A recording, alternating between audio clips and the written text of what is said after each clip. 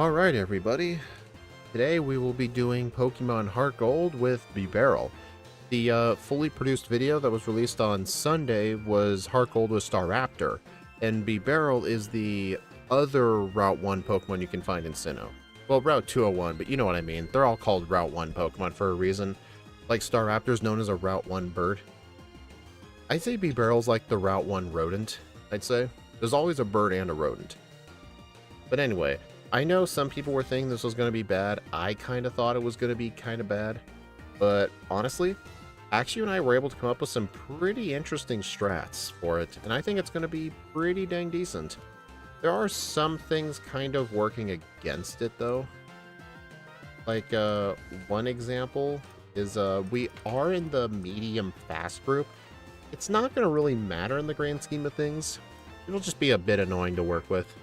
And normal and water are both very good typings. Water is great offensively, and so is the normal typing. Plus, we don't really have many weaknesses. We're weak to fighting, grass, and electric. And for grass types, our solution is going to be ice moves. For fighting types, honestly, we can just use surf just fine. Like Chuck, I don't think is going to be that hard. Bruno, I don't think it's going to be that hard. Electric types, though, could be a little difficult, but we'll see about it. This is still Heartgold, though. Still going to be pretty difficult. But anyway, I have a route here that Axu made. I wrote down some of my own notes right here. And I guess we'll go ahead and get started. I know Scott did a Pokemon Heartgold video earlier today. I thought it was a pretty interesting video. For those of you who haven't seen it, he did Heartgold, the Licky Tongue line, evolving into Licky Licky. And I do definitely look forward to doing some Heartgold today. Hidden Power Dark. Oh, yes. Hidden Power Dark is pretty much a code for we're not using Hidden Power. Because Hidden Power Dark is actually your Hidden Power typing if you have perfect stats across the board. So we're pretty much not using Hidden Power. Yeah, if you ever see Hidden Power Dark, there's a 99% chance I'm not using it. I mean, this thing doesn't really need it. It has a lot of other great options. Anyway, let's go ahead and get started. 3, 2, 1, go.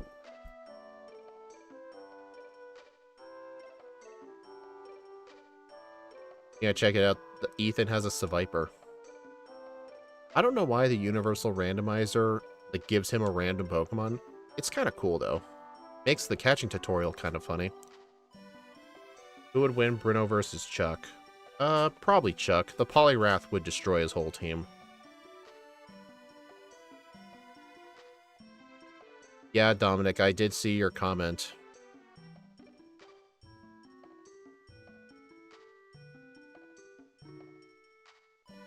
And also, I hope y'all had plenty of time to look over the stats and everything. Our stats aren't the best. They're pretty mediocre. Our speed stat is 71 though, so at least we won't have as hard of a time making sure we outspeed like Lance's and Red's Pokemon in the final part of the game. But we still have to make sure we outspeed them. Like for example, we're gonna want to make sure we get 190 speed before we face Lance. Because if we don't outspeed the Salamence, we're in huge trouble. Similar thing with Red's Pikachu, because Volt Tackle or Thunderbolt would one-shot us, most likely. And I did the calculations ahead of time in PK Hex. We need to have a minimum of 136 speed EVs at level 90. So if we can get more than that, we can get away with a lower level. I mean, usually that amount of speed EVs just means, like, I don't have to, like, straight on EV train, like, run around in the wild for, like, 20 minutes like I had to do with Venonat. Its speed isn't that horrible, but it just means, like, if there are a few trainers along the way, or random Rattatas that give speed EV, I'll go ahead and fight them, and my vitamin of the day is going to be Carbos. But if Bibarel had, like, base 30 speed, I probably would need to EV train. You ever consider modern Caterpie? Not really. Caterpie is not as clickbaity as Weedle. Plus, the only difference would just be tackle instead of poison sting, and no poison typing.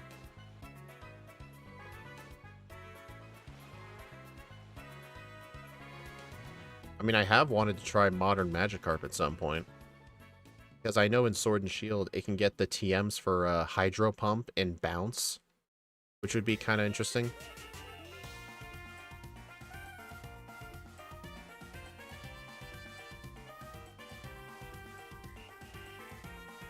Unfortunately, we're not facing the Bayleaf team. If we were facing the Bayleaf team, this would be real bad.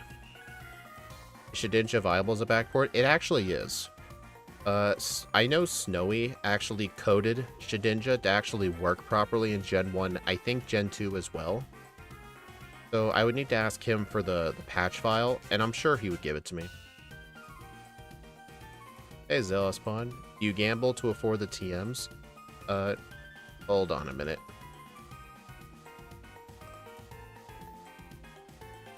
Do you mean, like, am I going to go to the game corner?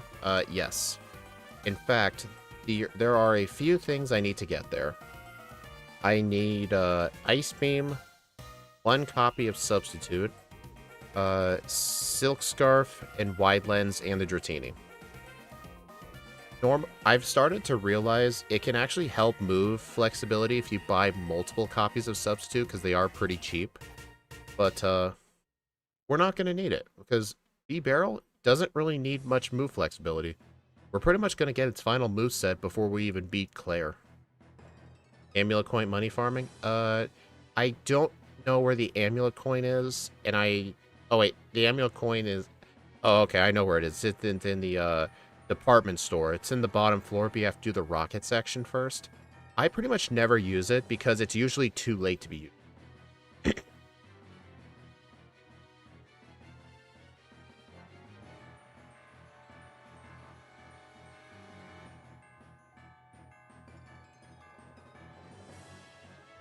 Also, I should describe my nature and ability. Rash is plus special attack minus special defense. And our ability is simple. It basically doubles our stat gains. Actually, no, it doubles stat changes. So, for example, if I use Defense Curl, it'll give me +2 defense, but if the opponent uses Intimidate, then it's -2 attack. So it's like a double-edged sword, but simple is going to help us a lot later. Hey, Axu. But yeah, if the Amulet Coin was given to us earlier, then I would use it. Problem is, it's too late to be useful.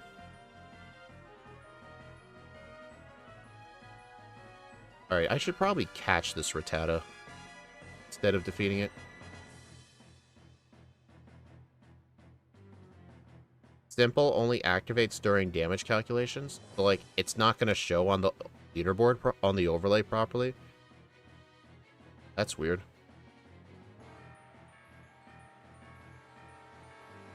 But yeah, the Sprout Tower is definitely going to be pretty fishy.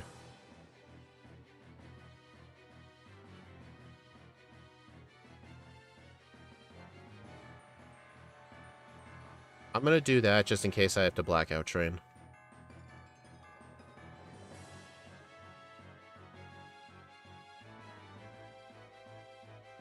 Yeah, honestly, I should consider, like, at least getting to level 8 before fighting the first guy, but...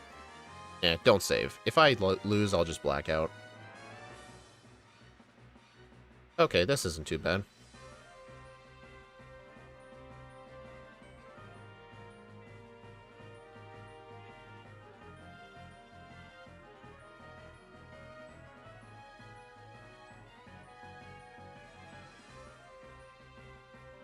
You learn a rock move? Oh yeah, we get rollout at level 13. We get defense curl at level 9.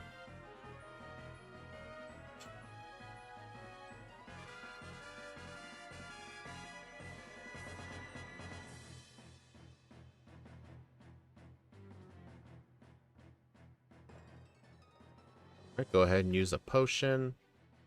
Dang, I don't get encounters here that often. Hey, free speed EV, I'll take it.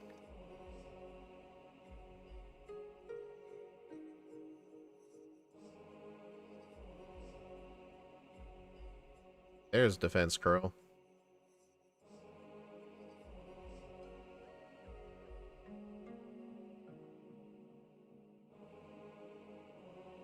think my tackle just missed.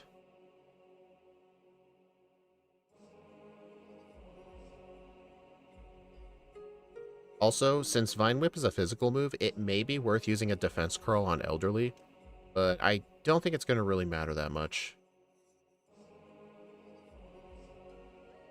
Oh my god, 3 encounters up here. That is really rare. Oh. For some reason, I was hovered over the Pokegear icon and not my bag. Roll out, work against Bugsy Scyther. It actually will, actually. That's my plan for Bugsy. Not going to be the plan for Faulkner, though, because that's going to be a little too late. Because I'm not going to... I don't think I need to grind a level 13 from. Let me see what Axe you suggests. Oh, he does suggest it, actually. I mean, it's only level 13. That's probably the best solution. But I mean, I already fought most of the trainers.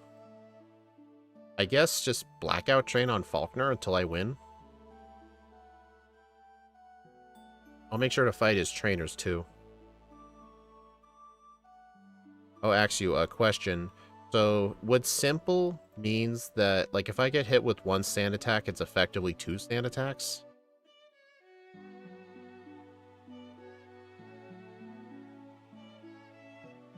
Or, like, 1 growl is technically 2 growls?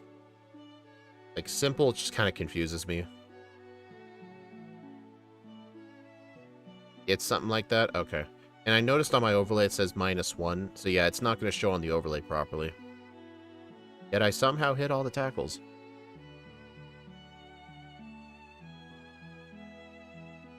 Alright, I'm just going to go ahead and use a single potion. I'm not going to save, though. I'll just Blackout train here. Level 13 is most trainers with medium fast. I'm sure it is, but the only trainers I skipped were the bug catchers with Caterpies and Weedles.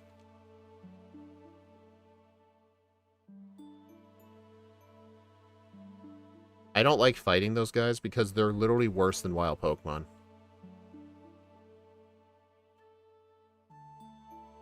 Honestly, what I've noticed is that the Pidgey really didn't use Sand Attack at all. Like, I'm thinking maybe just use a turn 1 defense curl.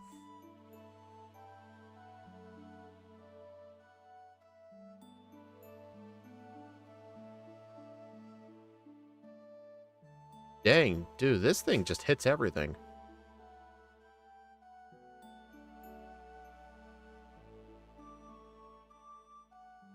Well, I should be almost there.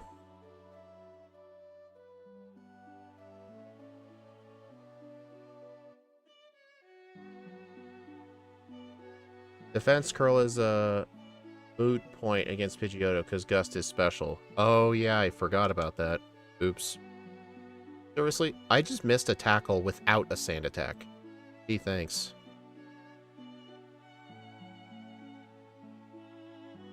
You know, sometimes Faulkner will just spam attacking moves and never use Gust.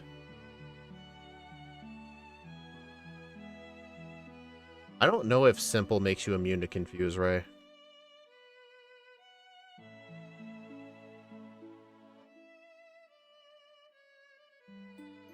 Honestly, I'm actually pretty confident this is faster than training in the wild.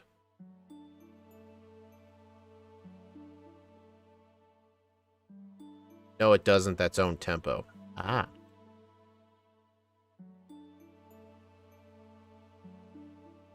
Well, let's see. In like 25 seconds, I'm gaining 100 XP points. I'm just going to do a quick comparison. I'm going to see how long it takes me to get 105 XP in this grass. 36.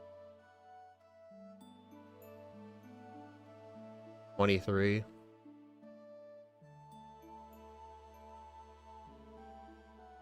36. 41. I guess it's about the same amount of time, but there's also the time it takes to black out on the Pidgey.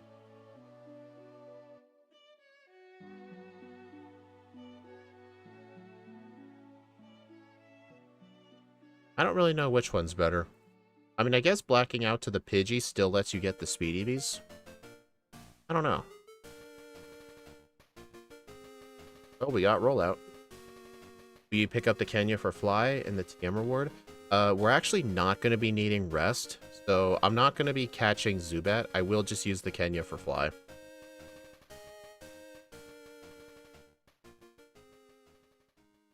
Oh, great. Dude, I was hit with 3 sand attacks. I'm surprised that even hit.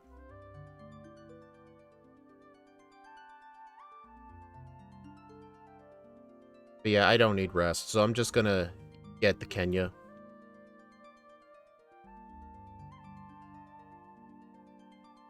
The rollout miss curse. Yep. I got hit with 3 sand attacks, which with simple is effectively 6.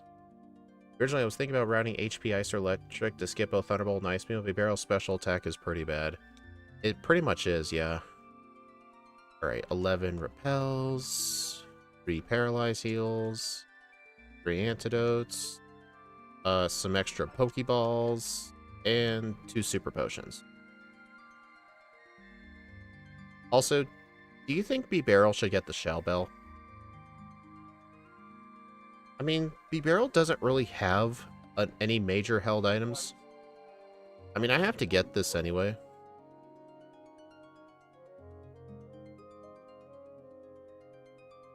Although, I will have to pick up the Rattata at the Union's Cave Pokemon Center.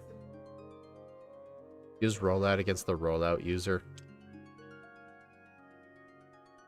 Who's the rollout user?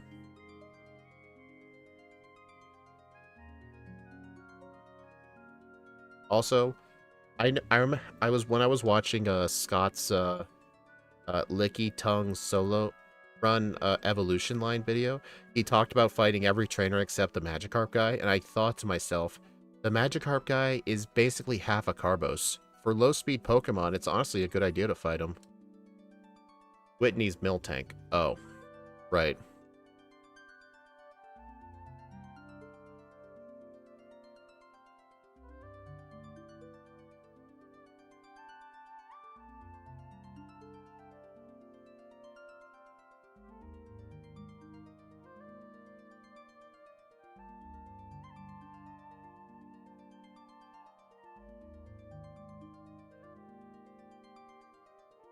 Alright, I am going to go ahead and heal here.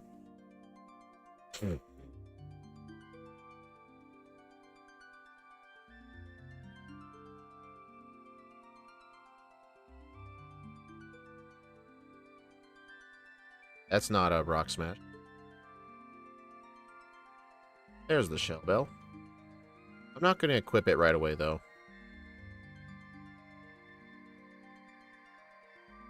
I'm amazed I skipped that guy. I wasn't even trying. You're hoping it was Whitney's Miltank.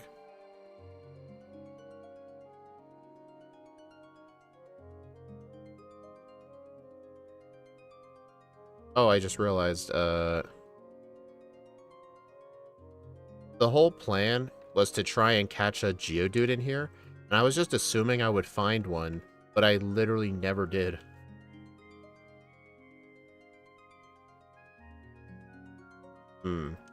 Can anyone look up and see if Sandshrew can learn Rock Climb? Because if so, that'd be a good substitute for Geodude.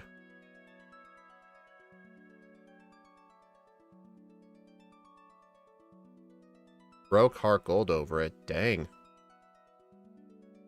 Must have had a temper problem as a kid.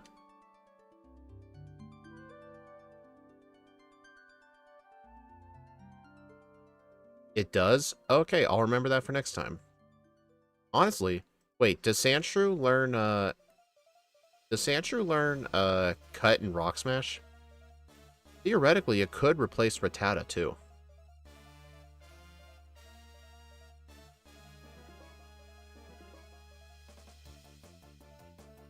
Cut, Dig, and Rock Smash.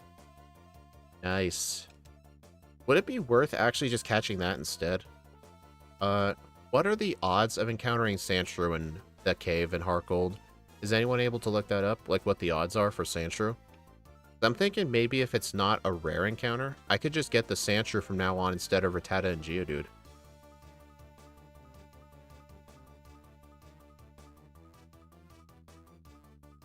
Okay, that was really cutting it close. Water gun.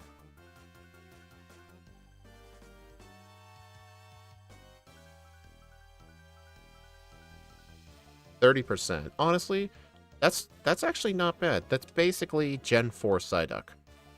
Honestly, I'm gonna try and implement that from now on. Instead of Geodude and Rattata, I'll just catch a Sandshrew.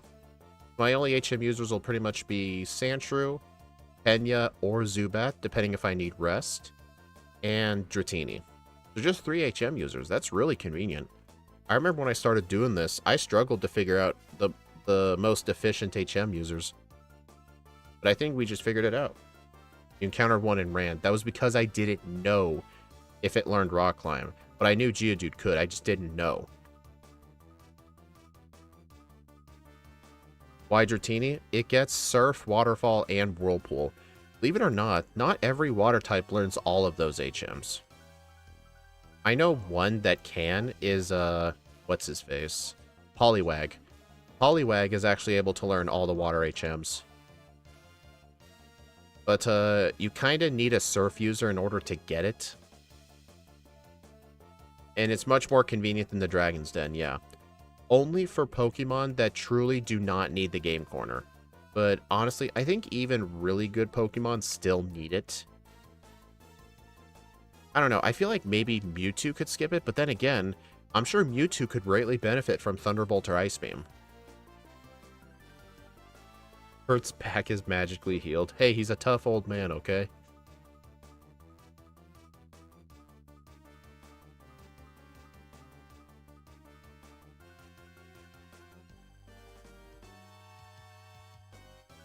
Alright, no point in using Defense Curl on the Scyther, just because I'm pretty sure Rollout on the first turn will just one-shot. I'm kind of that confident in it. The problem with getting the one from the old man in the Dragon's Den is you can't just go in Crystal version. You can just exit the building, then go straight in. You can't do that in Heartgold. You have to exit the building, go all the way to the entrance of the cave, talk to Claire, and then go all the way back. It's basically, you have to do a huge detour in order to get it. Like, it's really, really annoying.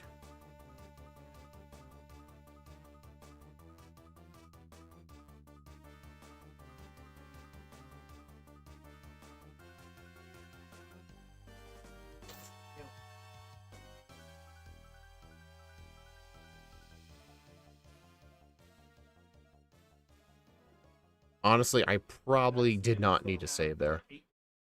And also, with my HM users deposited, I can just get the Kenya at Goldenrod City. I don't have to withdraw my HM users until the National Park PC. I can just withdraw them there. You know, I guess it was a good thing I saved. I did not realize you were doing the stream so late. Oh, well, that's fine. It was because I had a later shift at work, so I had to start an hour later. Cut tree. I cannot believe I did this same thing twice. You know what's funny? I don't know if I did this in the last stream or offline in my Discord server when I was doing just a random Heartgold run. I literally did this exact thing. Like, once I'm past the tree, I technically don't need the HM users, but you're right. I cannot believe I was about to do that twice. There's a Voltorb flip guide that'll help you.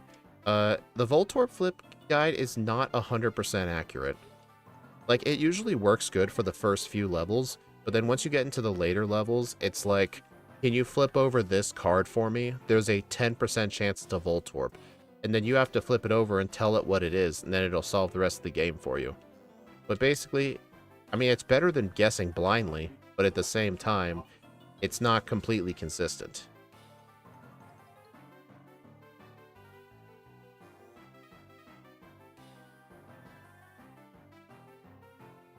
I mean, John, you don't need to do that. Just do your stream when you want to. Alright, teach cut to the rat.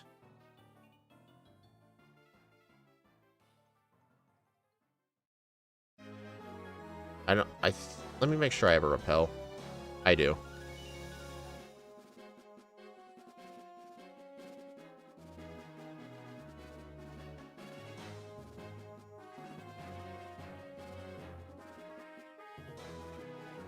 You're not sure if it's available? I remember using it when I was younger. I'm sure there's a version of it still up somewhere.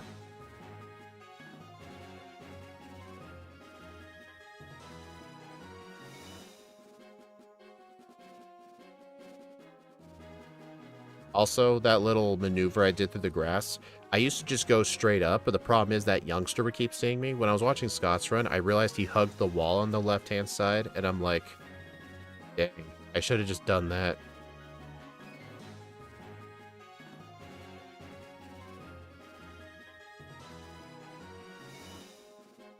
Okay, so here I need to deposit my HM users, and then as soon as I get Kenya the Spearow in the National Park PC, I need to deposit the Kenya because I do not want to face the Clefable Wigglytuff trainers as a singular double battle. I have no idea why I'm healing here. I guess the extra HP is nice.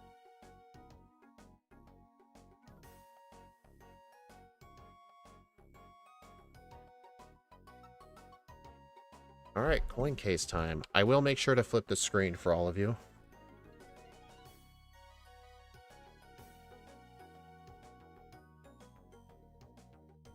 There you are. Now you can see me play. Okay. Nope. I mean, it's a little bit of extra time, but I just want to make sure y'all can see it. I don't do this for, like... I don't do this recording, like, the offline videos. Or, like, the produced videos. I don't bother doing this because I'm not going to show this part anyway.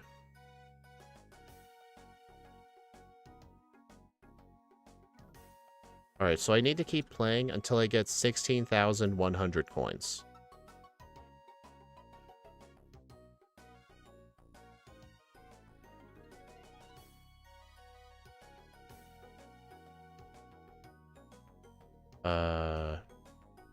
Oh, there's a 2 in here.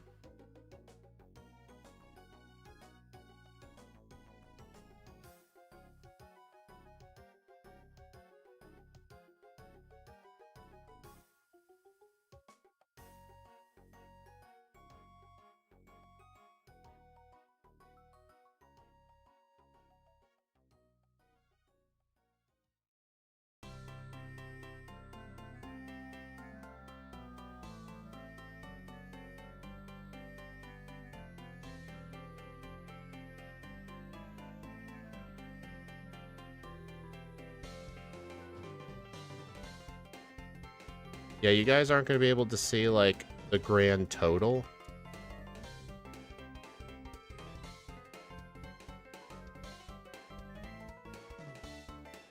But, I'll let you all know when I hit the magic number.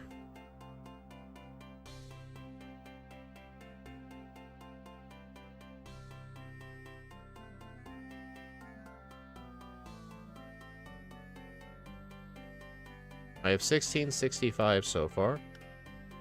Now I'm on Voltorb level 8. Voltorb level 8 is when you start getting a ton of coins.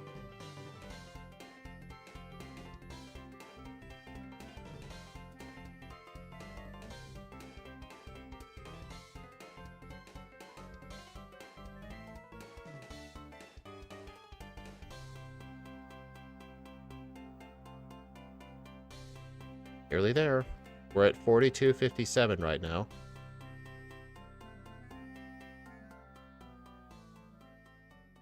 Dang, I've been pretty lucky so far not encountering the Voltorbs. But I mean, this row has 4 of them. Oh, that should have been obvious.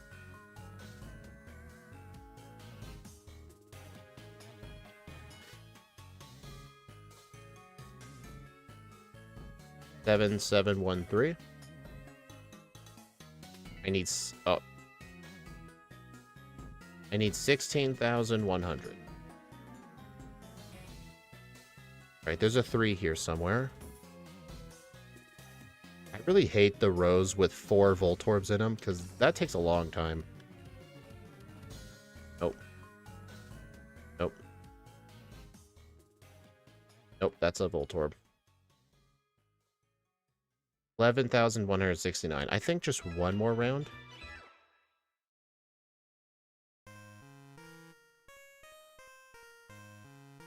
Nope.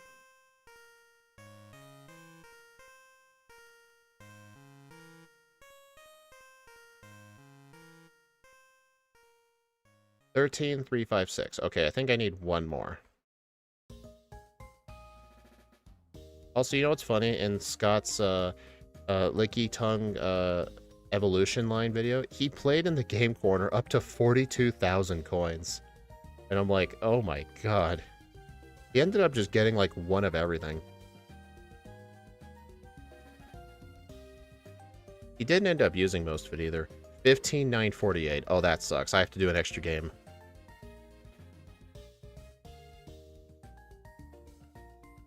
Oh my god. I feel like I could have done that a bit more efficiently.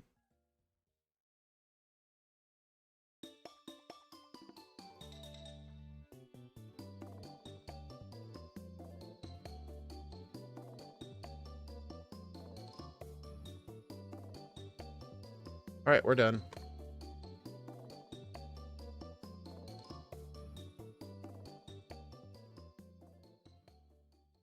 Alright, so first... Oh, no, not Abra. Teeny. And then I need one Substitute, and one Ice Beam. And I need Silk Scarf... Wait. Silk Scarf and Wide-Lens.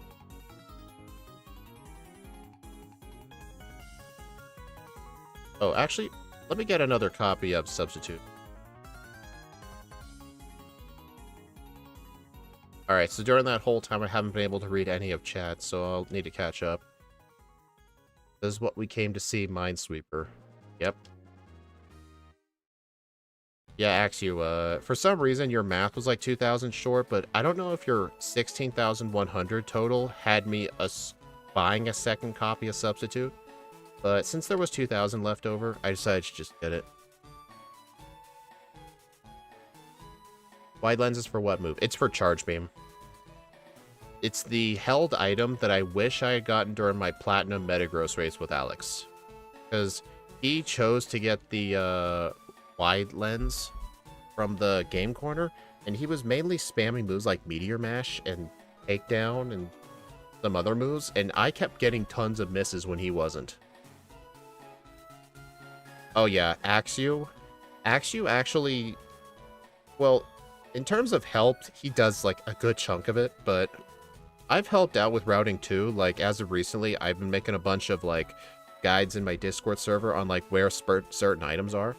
I've been helping out with those, but basically for the fully produced runs, Axu pretty much routes it out for me. But I mean, it's all theory crafting that he does. I can still like look at the route and make changes if I need to. But then for the blind solo run streams, that's all me. I think I should do Shell Bell.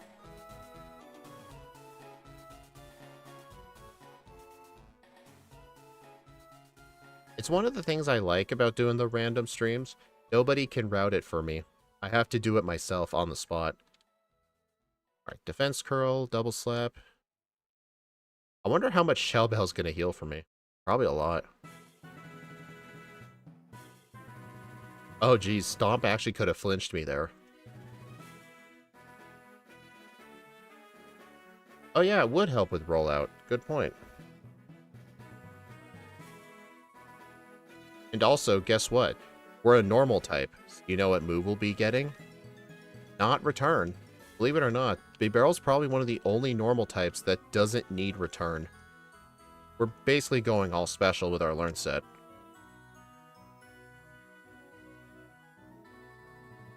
And I was thinking, well, since we don't need Return, maybe I could do a different day of the week. But there's literally no other held item that could help me. Maybe the Sunday Magnet, in case I want Magnet for Charge Beam. But honestly, it doesn't need it. This thing doesn't need any day of the week items. Oh yeah, in the National Park, I need to deposit the Spearow and get the Quick Claw.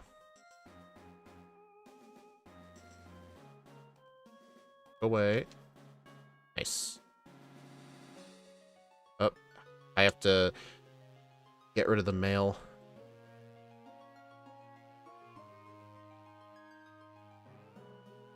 Oh.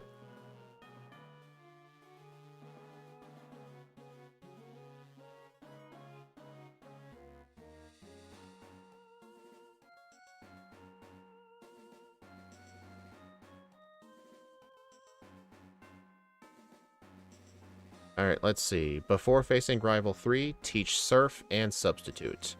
And then our moveset for a decent bit of the game will be Headbutt, Surf, Rollout, Substitute. And we'll be getting more moves later. Deposit Bibarel is an instant loss, solo run ends. Well, thankfully I did not.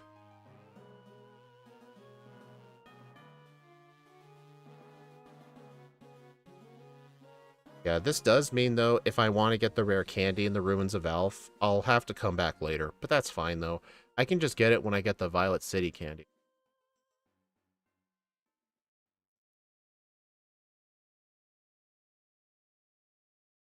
And now I can just fight them one at a time. You encored Rollout. How smart of you. That thing disabled me when I was using Rollout. Oh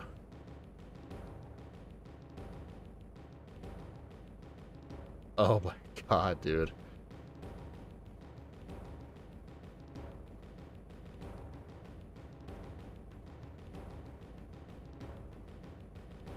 Okay, thank you for missing Sing a billion times. I appreciate that.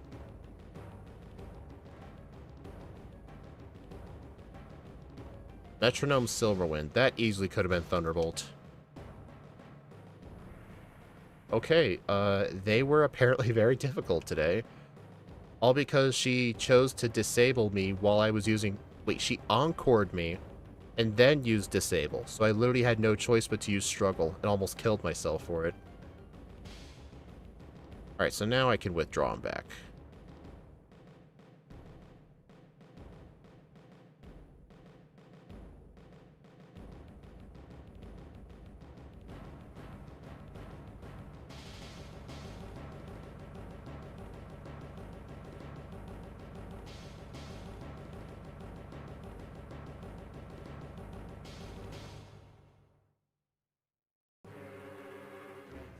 And also, we're probably not going to be teaching Ice Beam until Claire.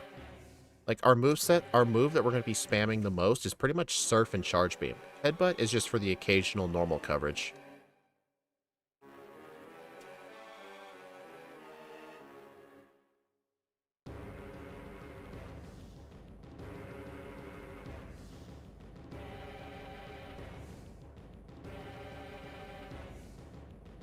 So long, Water Gun. Alright, Substitute. There is no reason to have Defense Curl anymore, so I'm just going to get rid of that.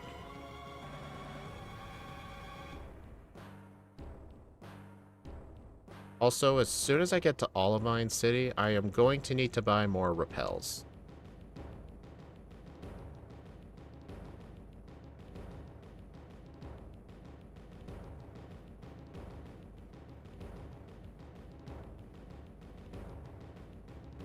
Hey, Zelspawn, whenever you do your Gen 1 runs, have you ever had to, at some point, you decide to reorder your moves, but then next time you're in battle, you end up choosing the wrong move because, like, for example, let's say you had Headbutt in slot 3, and you decided to move it to slot 1, but then a few seconds later, you forgot you moved it to slot 1, so you tried to go to slot 3 to use Headbutt, but it was a different move. Have you ever had something like that happen? It happens to me, like, all the time. It's honestly why, during some of my runs, I try to avoid moving moves around, like, once I get into the mid-game.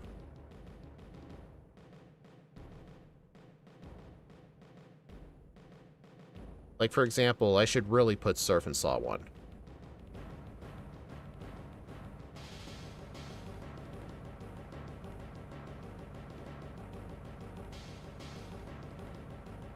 I think Headbutt's still the better move to put in slot 1.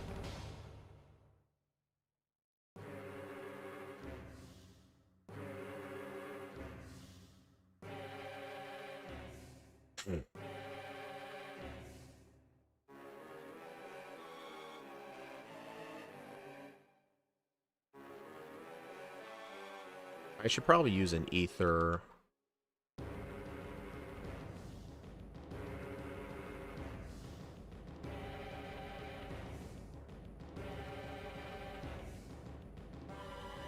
Alright, and then once we're done with Morty... Hold on, let me read what we're doing in the mid-game. We'll be doing Chuck, Price, then Jasmine. Makes sense.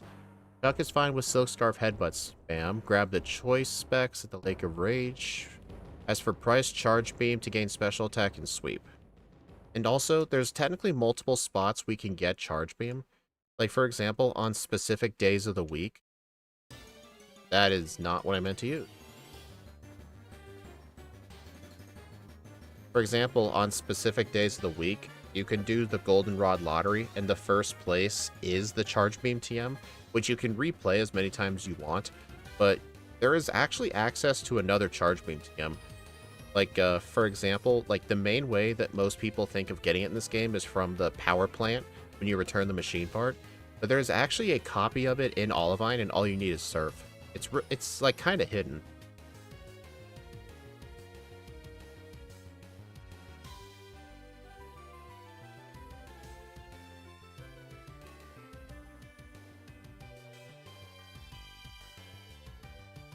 Surf is safest in slot 1 for not accidentally overwriting something you need.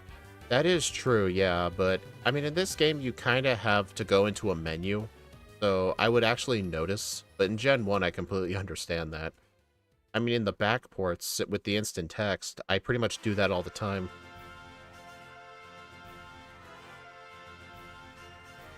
Actually, I think I can buy Super Repels here. Yep.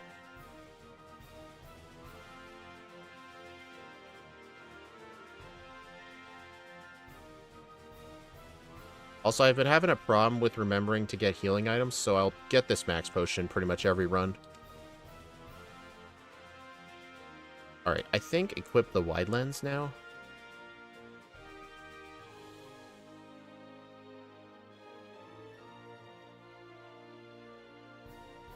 Alright, and there are some early PP ups I can get.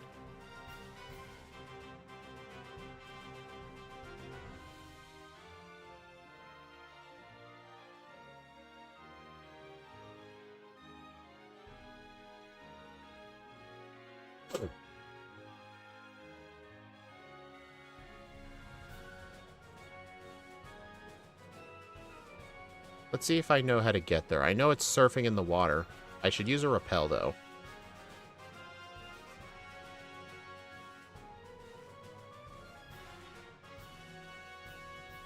This is Charge Beam. And we're going to be teaching it right now in the place of rollout. Yeah, with the wide lens, Charge Beam is now a 99% accurate move.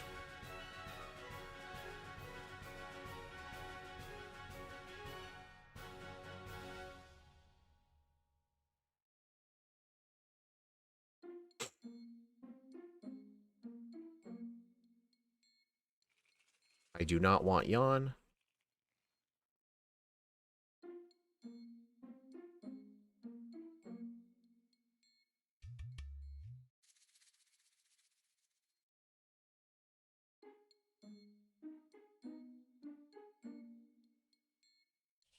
Also, I know this is a trainer Scott likes to avoid because this guy has 5 Pidgeys, but this guy is basically half a Carbos. Like, every speed EV matters for this. Like, its speed isn't low enough to where I have to EV train for it in the wild, but it's at a point where I should pay attention to specialty trainers and buy Carbos. Whenever I hear Charge Beam, I feel like those should be, I feel like it should be 2 moves just like Bolt Beam. No, Charge Beam's a pretty nice move. If you don't know what it is, it has a 70% chance to boost your special attack by 1 stage. And it's a decent powered move. I think it's like... What's the base power of Charge Beam? Like 60?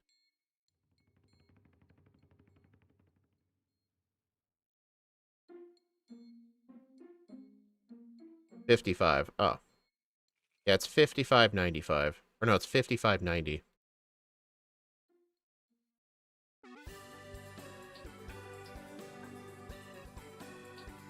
Also, I am actually going to move some moves around. I want Charge Beam in slot 3.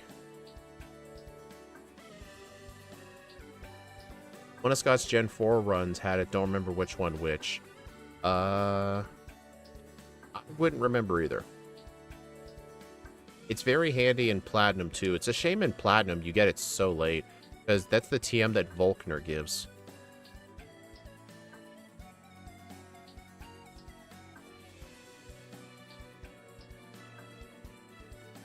The bike shop called me on the water. Darn it.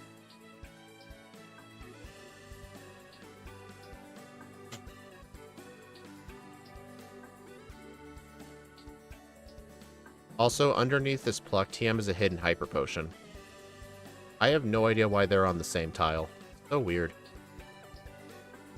Oh, Electric types definitely like it for sure.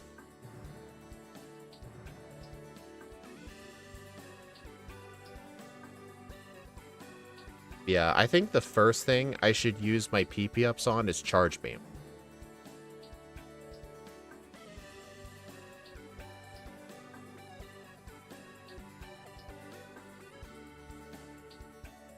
Oh, Ampharos definitely would like this move. In fact, I remember when I re-ranked Ampharos, I have no idea if I actually knew about the early Charge Beam. It would definitely help it a lot better. But I guess in Heartgold, well, I mean, I don't really know how much Ampharos truly needed it, because it did get access to Thunderbolt in the game corner, and I think I would just get the Charge Beam TM from the power plant. Simple, that's essentially +2. Yeah, that's weird. It'll be, whenever we use Charge Beam, it's essentially +2, but the overlay is only going to show it +1, because it doesn't double the modifier.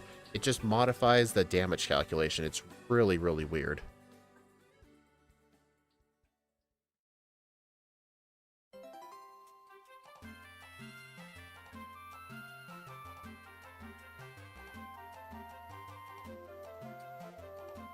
I think I should move Surf slot 1, I think.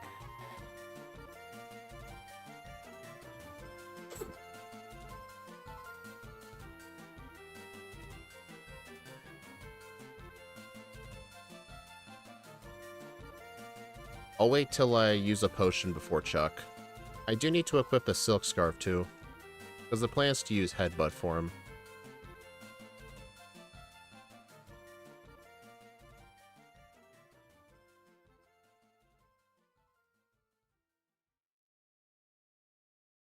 Yeah, that should be good order.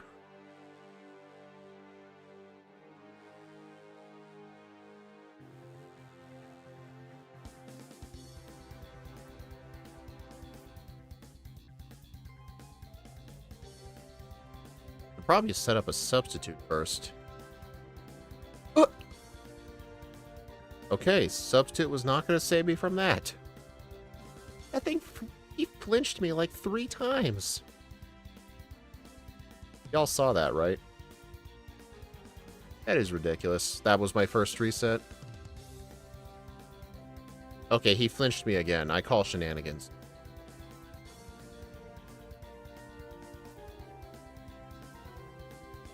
Okay, I probably should have used a sub in case of Hypnosis, but eh. Yeah, actually, it was 4 Rock Slide misses. He flinched me 4 times. Like, dude, the man was really trying.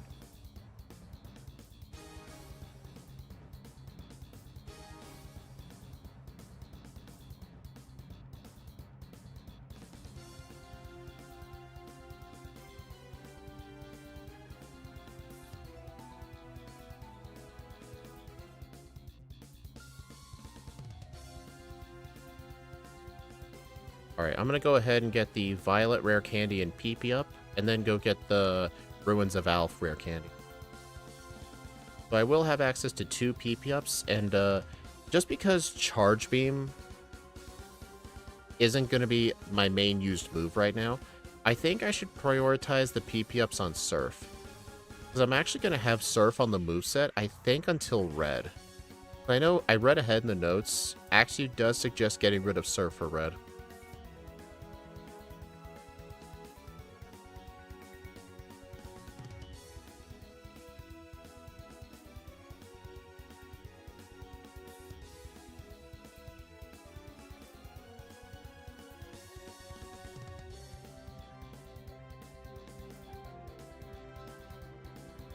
Another candy.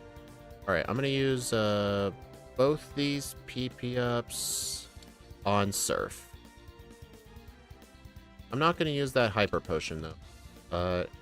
I need to start saving my healing items for the rocket section, so I'm actually just gonna do another heal. I mean, I know that Lance will give you a free heal in the rocket hideout, but I just really don't want to go without healing.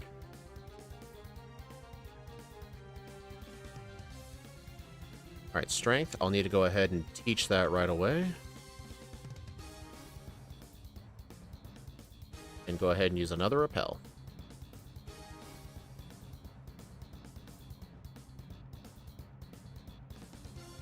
Actually, I should probably get that.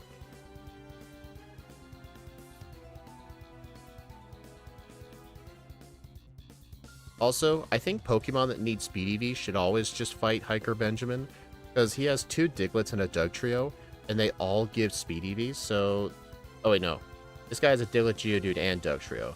But still, this guy gives 3 Speed EVs.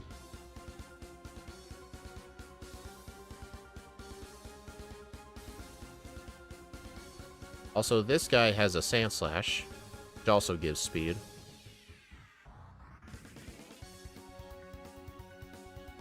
Zubat gives speed too.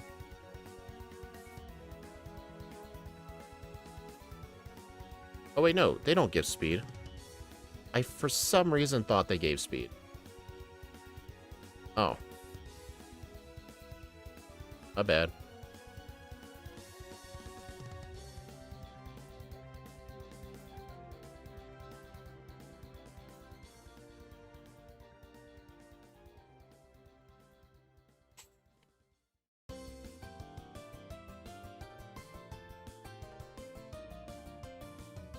Alright, gotta get a few things here.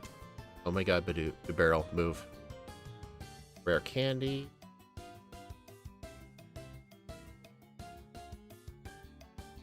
And the specs. Oh, and here's a little trick. Usually if I get the specs or hidden power, just go into fly and just spam A, and you'll end up down here. I do this in Gen 2 all the time whenever I get hidden power first, and I go to the Gyarados.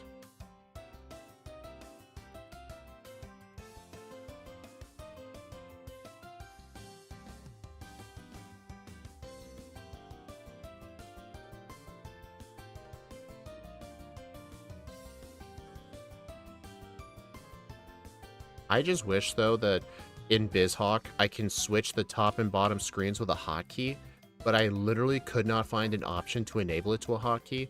I have to go under the Nintendo DS tab and go into sync settings. I have to invert the top and bottom screens from there. Like, I literally could not find a way to hotkey it. I'm sure other emulators can, but BizHawk specifically does not. So if I want to invert it for, like, Voltorb Flip for you guys, then I have to manually do it.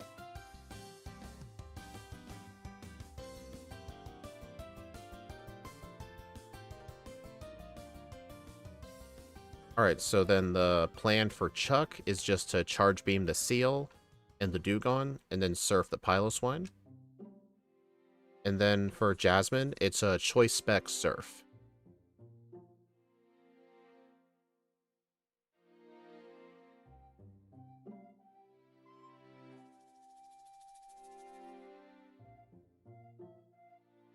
Question, I know Zubat gives speed, but what about Golbat? 61. Okay, Golbat does give speed. I mean, he's mandatory anyway. But that's still good to know.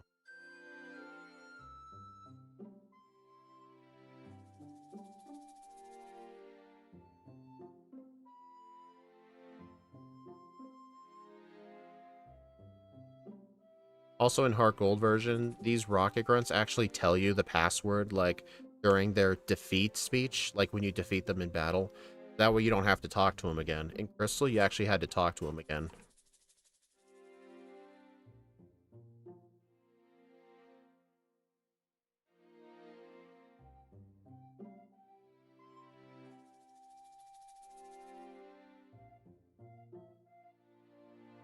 Also, in the radio tower, there's an optional rocket grunt with 5 Rattatas. And I will be fighting him. Just for the speed EVs. Like, 136 is the minimum to be level 90 and outspeed red. But if I can get more speed EVs than that, then I can get away with a lower level, which can save time. Honestly, I like how in Heartgold runs, like, you actually kind of have to think about EV spreads. Probably early vitamins. You mean like vitamins before the rocket runs? That might actually be a good idea. That way I can get to 100 and then fight all the rocket grunts.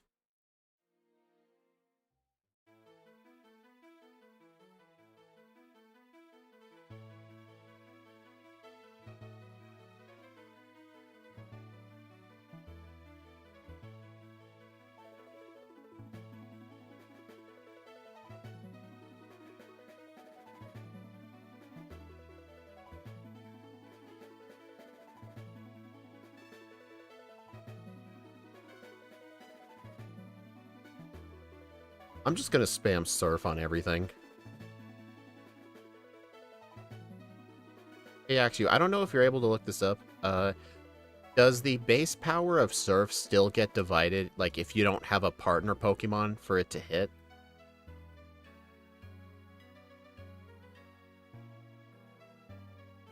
Oh wait, we could need Ice Beam for Ariana. It doesn't get divided? It probably doesn't. But yeah, an Electrode gives speed too. Oh, jeez. Also, it's fortunate that these things are too high of a level to no self-destruct. Otherwise, these guys would be a lot worse.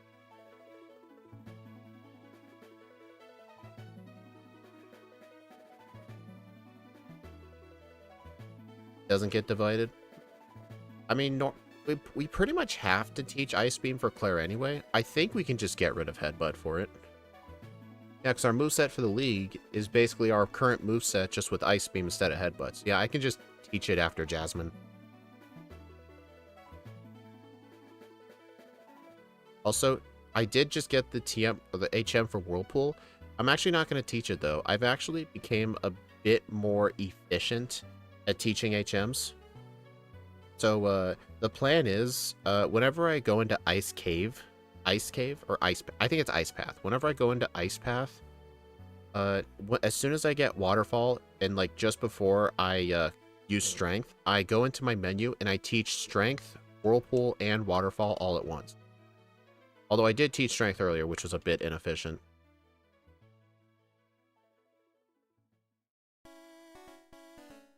Darn it. Okay, that was just bad.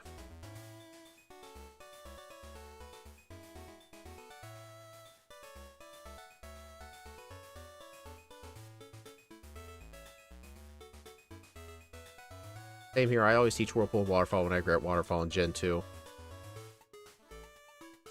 In Crystal specifically, I haven't been doing that. What I would do in Crystal was I would always just teach Waterfall at the last minute. But I can probably carry that habit over to Crystal. I haven't played Crystal in a while. How's the run going? Pretty good. And before you say, like, oh, look at those 4 blackouts in one reset. This thing is bad like I thought it was. The 4 blackouts were on Faulkner because I was trying to train to level 13. And the one reset was because Chuck got 4 Rock Slide flinches. I'm not even kidding. Dang, only 1 special attack boost. Can't you learn Brick Break? One, I don't think so, and 2, even if we did, we're not going to teach it. Oh, and here's the third thing. The TM for Brick Break is exclusive to the Battle Frontier in Heartgold version. There's literally no way to get it in my rule set, because I banned the Battle Frontier. Why special? It's because of Charge Beam. Like, using Charge Beam, Surf, and Ice Beam is going to be better than, like, Curse. Like, Curse is not a good setup move. I mean, in Gen 2, it's pretty much only good for Red in Gen 2. But in Gen 4, Red is sort of like a mixed attacker. Some of his Pokemon are special, some of them are physical.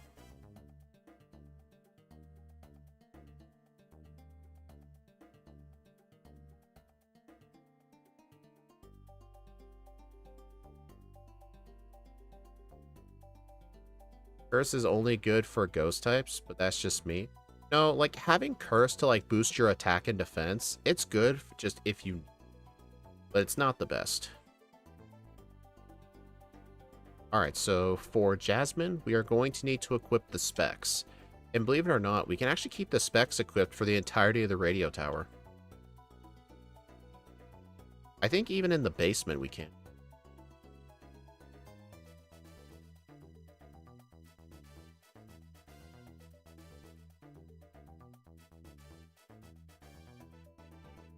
Until Ariana too. That is true.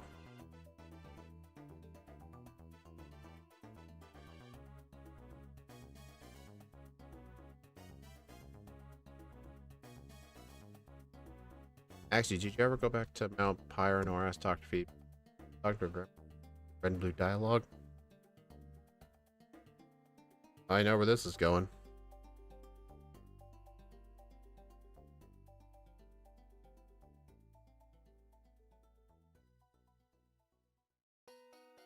Alright, I'm going to go ahead and heal at the center just because I want more power points.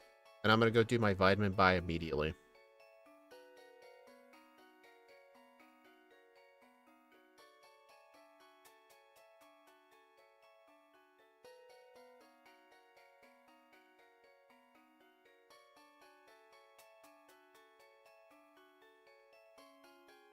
Alright, I got 2.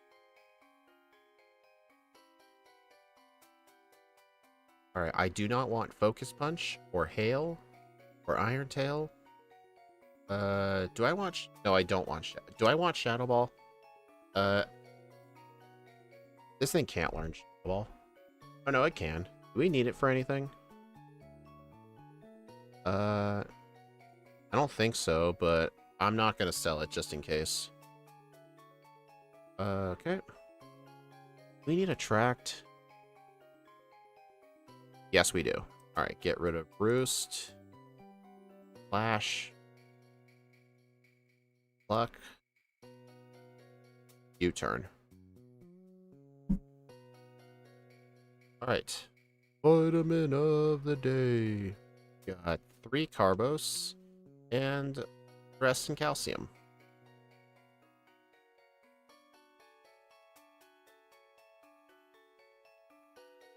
But yeah, like, I did read ahead in the notes, but I can't remember if Axu says we're going to need Shadow Ball. I literally can't remember. But just in case we do, I'm not going to sell it.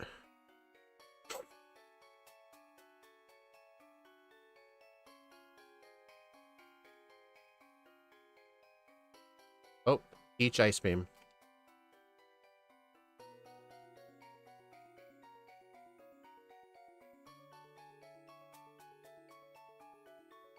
Wait a minute. Axu, how about for the second Ariana battle, why don't we just choice spec Ice Beam? I mean, it'll do good to her Murkrow and the Vileplume, but I don't know about the Arbok. I think it might be able to one-shot the Arbok.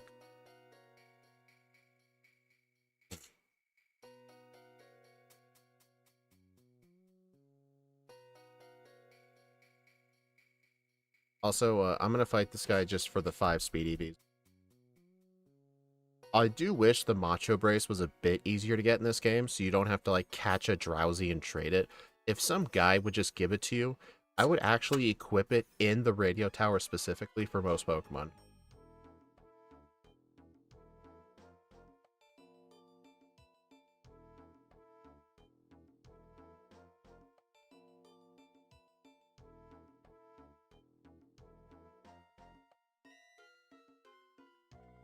Also, I might actually fight the scientist here because he has 3 Magnemites, and Magnemite gives special attack, but I don't know.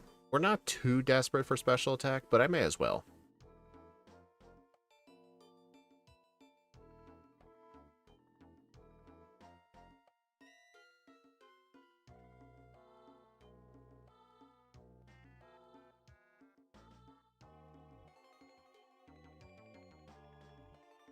Voice Spec Surf should one-shot everything, but I'm going to save just in case something goes wrong. Never trust this guy.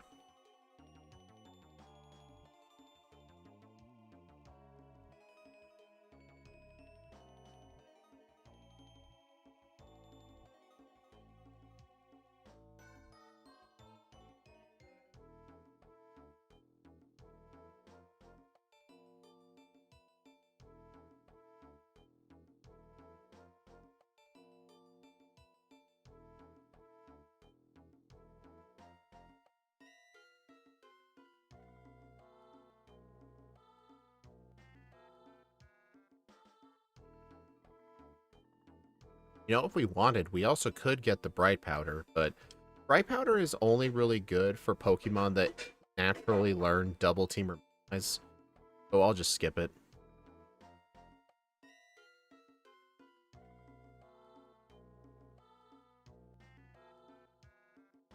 Alright, I'm going to go ahead and use... Good thing I got more Ethers.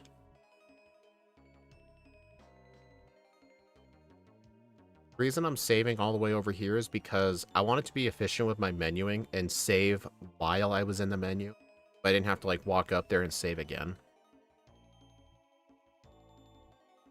Also, if we were facing the Meganium team, I would not have specs for this fight. I would unequip them and use Ice Beam.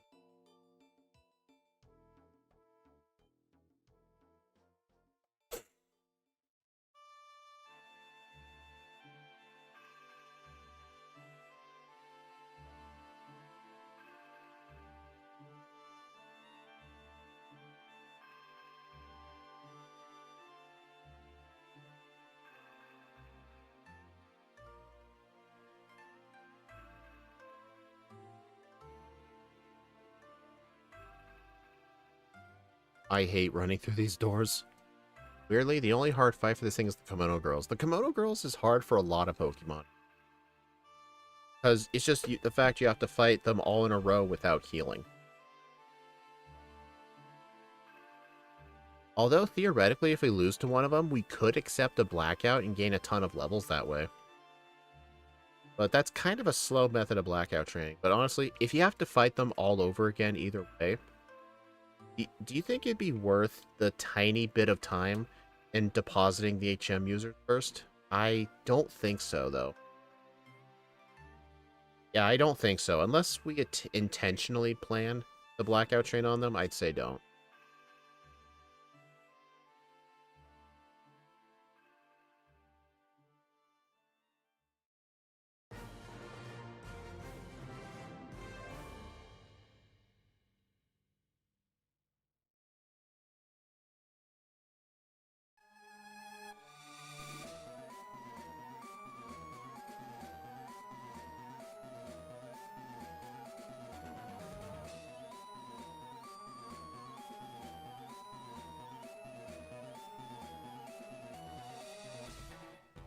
Also, I need to try and preserve some Surf, so I'm going to Ice Beam this guy.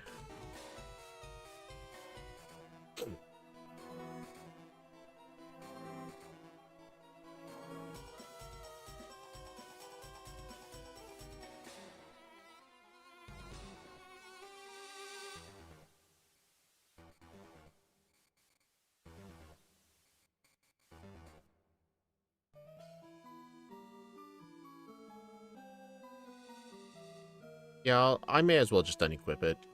Theoretically, I could continue using specs, but there's no reason in continuing to do so. I am going to save here just in case, because Ariana can be difficult. Like, if her Arbok survives and glares me, that could be it.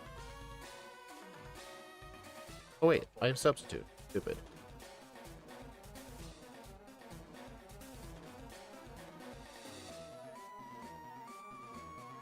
That is not Ice Beam.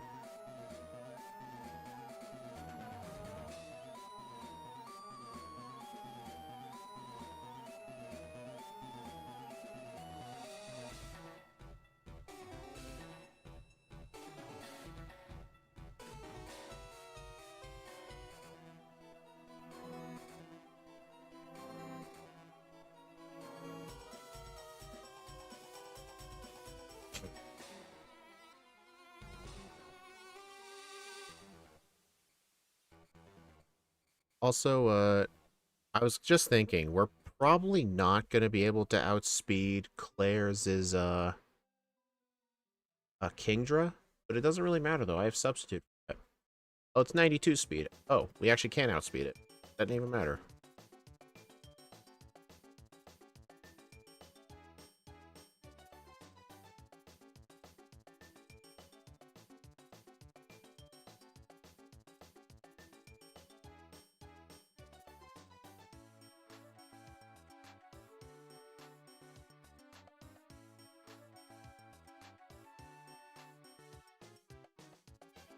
Okay, I should heal though. The only thing we can outspeed is Jolteon at 110. I probably should have made sure my notes had Kimono Girls in there, but I guess I just didn't think of them being mandatory.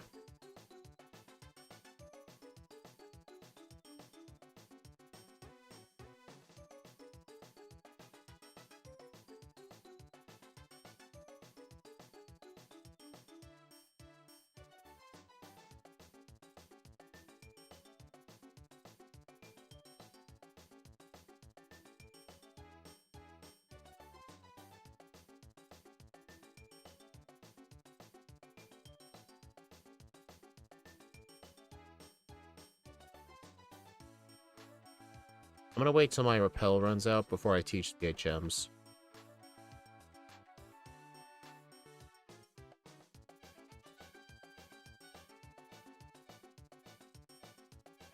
Alright, Whirlpool.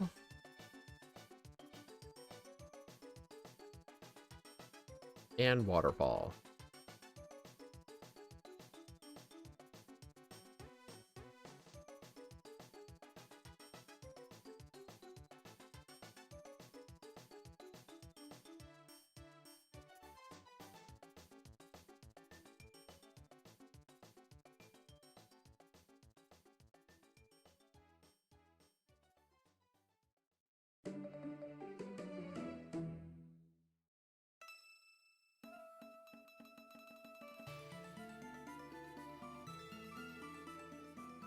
Also, we're not going to need Never Melt Ice for this.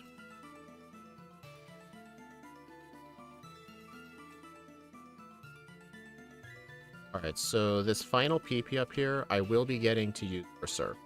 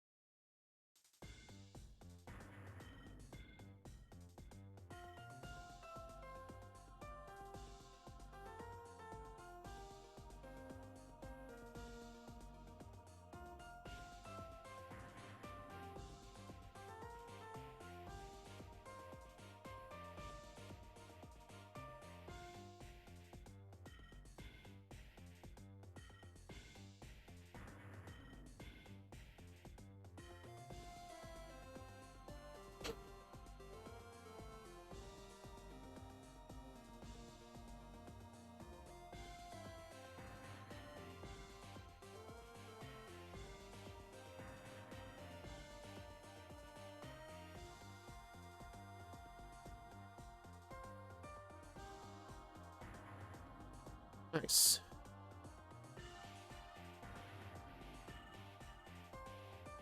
Alright, so for Claire, it says we need 2 Charge Beam boosts to one-shot Kingdra with Ice Beam.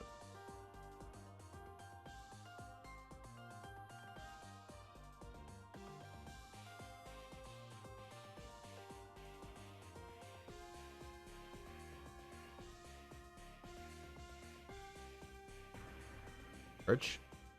Special attack. Charge. Special attack. Nice. First try.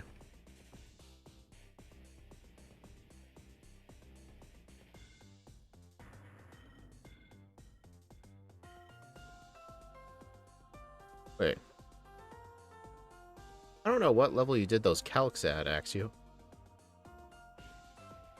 Oh well, it's fine.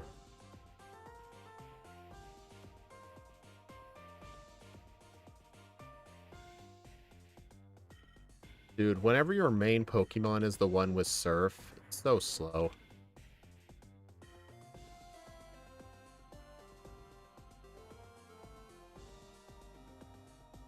Alright, now I just need to go get the Max Elixir behind the den, then do the quiz and escape rope.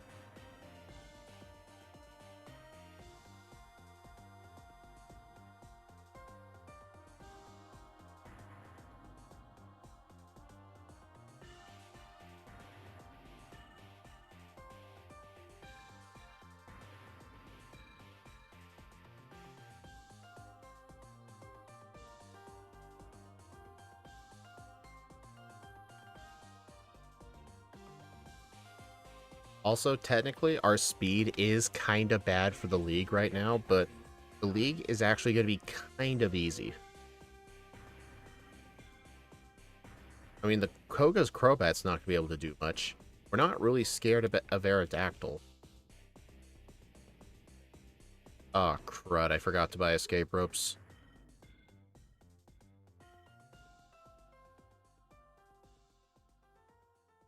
Hey, Dratini.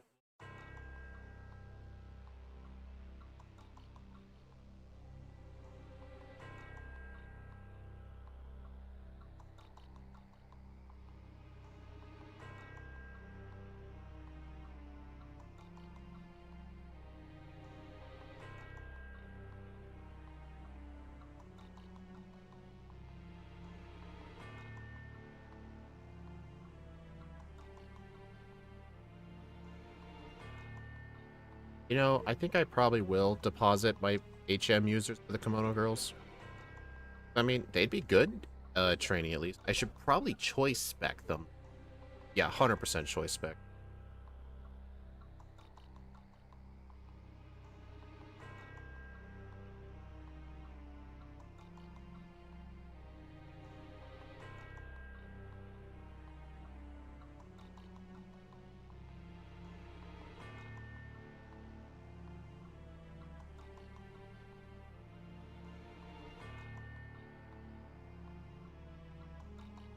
All right, I'll need to equip the choice specs as soon as I save for them.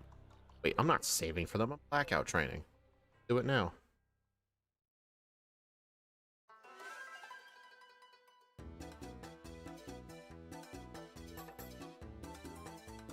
What the big root? I can tell you I'm not holding the big root. Sometimes the overlay glitches out like that for no reason.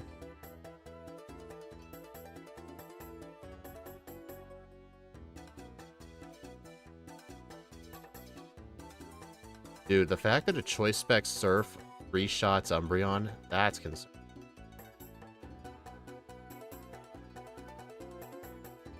Yeah, I think I need to blackout train here. But hey, at least it's good blackout training.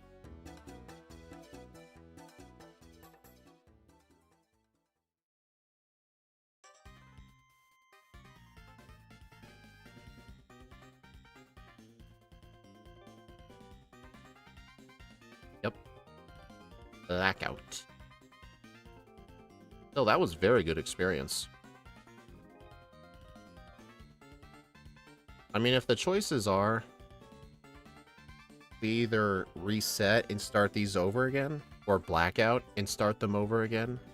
Like, obviously, just blacking out's better, because either way, you gotta fight them again. Plus, you gain more EVs.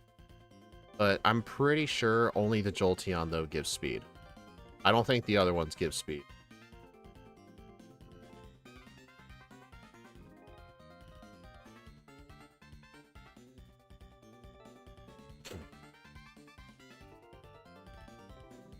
I just put together my list, and there's still 89 Pokemon I haven't played in Yellow. How is that possible with how much I played? I know the answer. You avoid playing with bad Pokemon.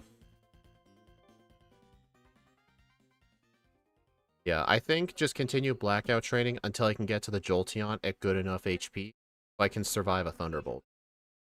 Well, it's going for Thunderbolt because it detects a kill, but if it can't detect the kill, it'll go for Thunder Wave. This is much better than Blackthorn training. It honestly kind of is. Victory Bell is on that list.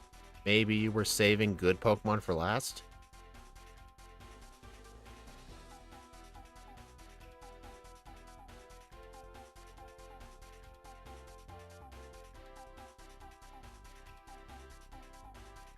Well, we'll have to see, Bellspawn, once I end up doing all those yellow runs, either later in the month or early next month. Because, who knows, some of those you suggested I may end up doing because they were randomly chosen. For those of you wondering, what we're talking about, I actually plan to do a stream with, Zealous-Spawn, in the very near future. He and I are going to take a Pokemon neither of us have played in yellow version, and we'll blindly race it.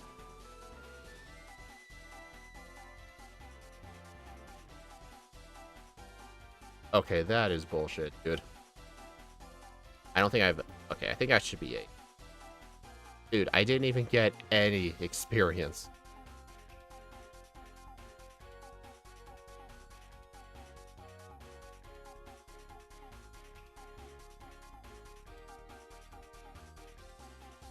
Yeah, the thing that's doing the most amount of damage to me is literally the Espeon.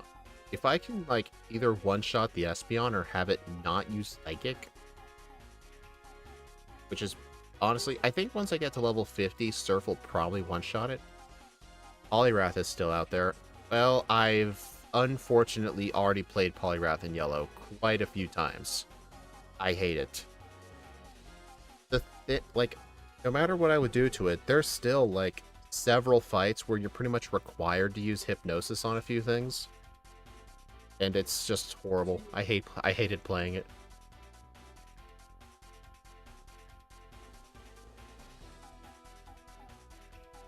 Yeah, this is really good training.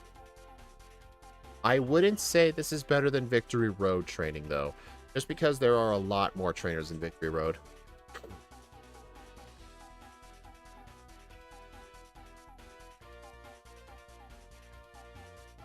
Hey, I got it. Okay, we should be good to go, though. Because I think it's not going to detect the KO, so she's going to go for Thunder Wave.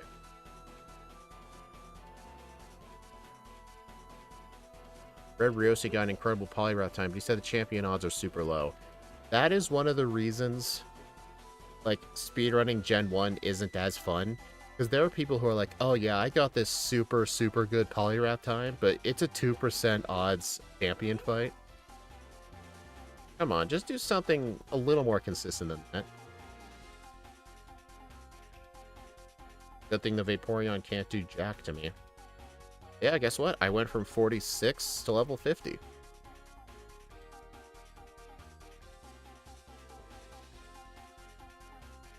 I should heal that paralysis, though. Oh, get my HM users back.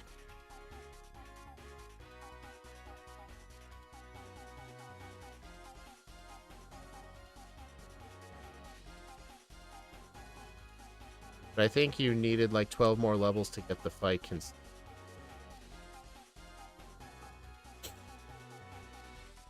like, yeah, I mean, I get it. You gotta have a compromise between consistent and super low unlucky. Like, if there's a fight where you gotta use Hypnosis twice, I would consider that semi-consistent. But if there's a fight where I have to use Hypnosis, like for example, if for the champion, if I had to use Hypnosis on every single Pokemon, you know there's a better way to do it. 57 or 58. Oh my god. That sounds like something the old me would do.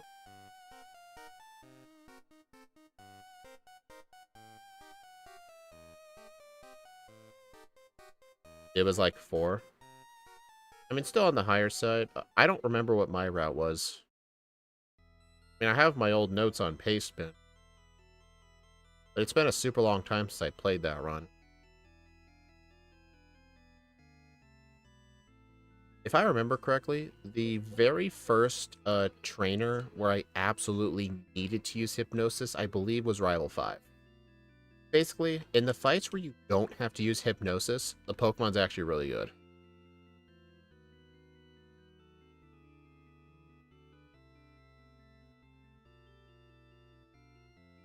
Machamp isn't much better. I've heard Machamp is really good though.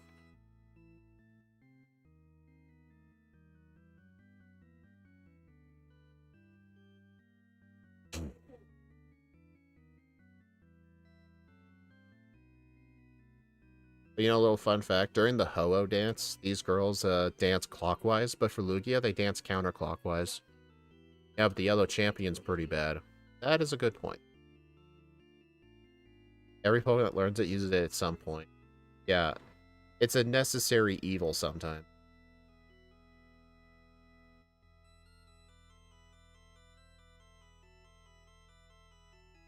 Alright, let's see. I'm gonna go get the first Whirl Island candy first. I'm trying to change my Heartgold routing a little bit to where all the rare candies in Johto that don't need Rock Climb, I get those before Lance. And so that way later, there's less rare candies to backtrack to. Plus sometimes I don't even need all those rare candies. And if I end up skipping some, at least I skipped the ones that need Rock Climb.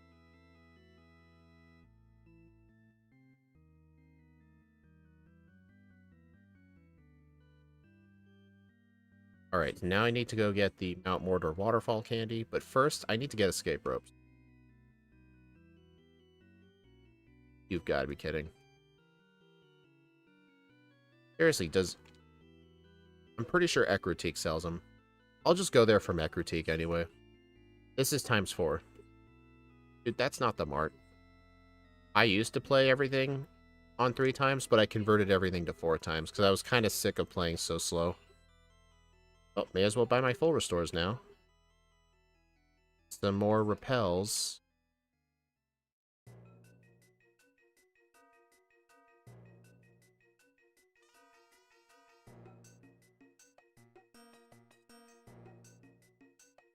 I already had a repel active.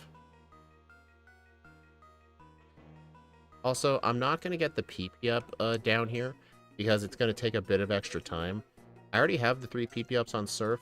I can just wait to get more PP ups for Charge Beam later. There's some plenty easier ones. Imagine playing 1-time speed. You mean the thing we've all done as a kid? Dude, I used to do real speed runs of some Pokemon games. Like, that's what we had to do. I mean, the only main series games I actually did speedruns in were Red, Gold, I think it was Red, Gold, Leaf Green, and for a very, very short time I did Black version, but I never got any P.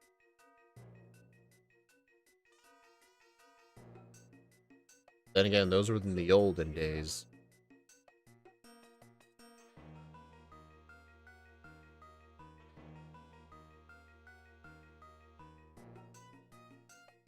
Oh, brain rot motivation. OMG, people still play these DS games? I thought people stopped playing them after like 2019, so don't feel exhausted, play. Well, I'm happy for your enthusiasm. Yeah, I've been doing a lot of Heartgold this week.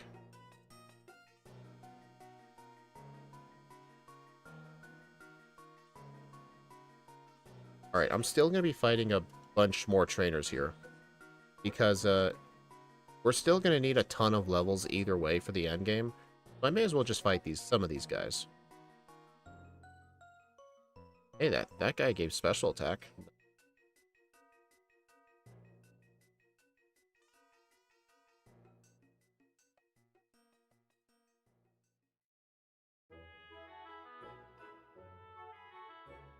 Oh, shit.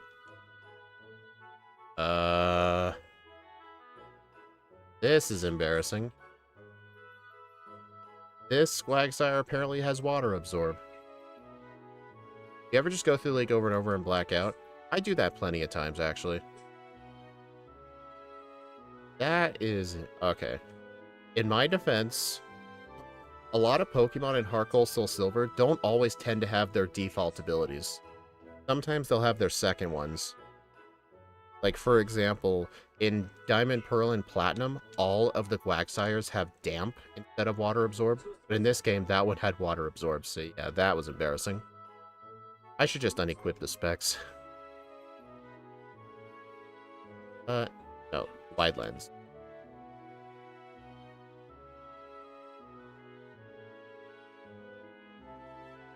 Yeah, normally I would actually blackout train in the league if I need to outspeed Lance's Aerodactyl, but Bibarel is actually going to have a very good time in the league. So honestly, it doesn't even matter that it's going to underspeed things.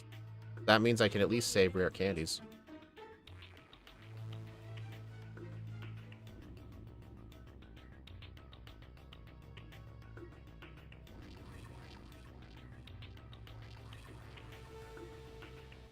You know, Purple Dory, I used to watch him play. I may have vaguely heard about that channel.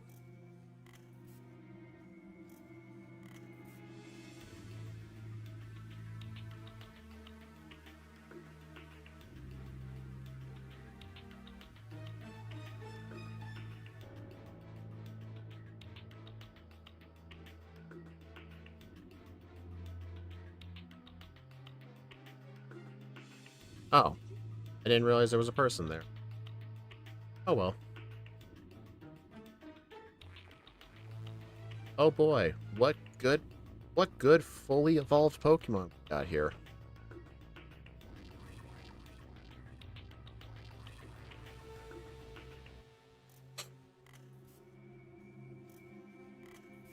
Rena is such a downgrade. What does Rena have in Gen 2? She used to have 2 Starmies and a Nidoqueen. Wow, they did her dirty. Hey, Sandslash. Oh, it's defense EVs that thing gives, not speed. Do you know who the random NPCs have on their teams? Just the notable ones that I like to fight. Like Spinner Joyce here has Pikachu and Blastoise. The only reason I know Joyce by name is because I know her in Crystal as one of the annoying spinners. Because unlike Scott, I don't cheat out erratic spinners. Like, I have to deal with them, so that's the reason I know her name. Oh yeah, Kalos music. I really want to do more X and Y runs. I really do enjoy those games.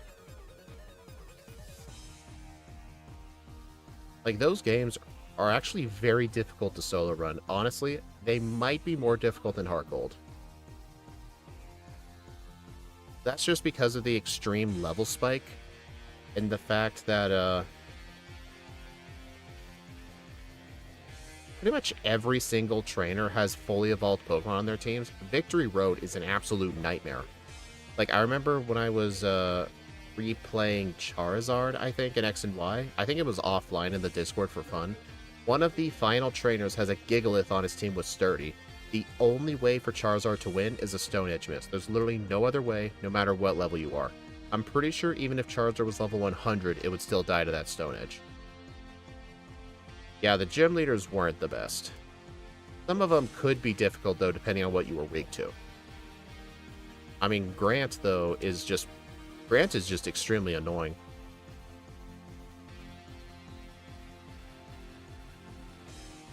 They can still tend to be difficult. I think mainly just for slow level up Pokemon that can't keep up with the game's level curve. Like, Kalos is like the complete opposite of Johto. Their level curve spikes really high. Like, you end up fighting level 40 Pokemon by the time you get to the 5th gym.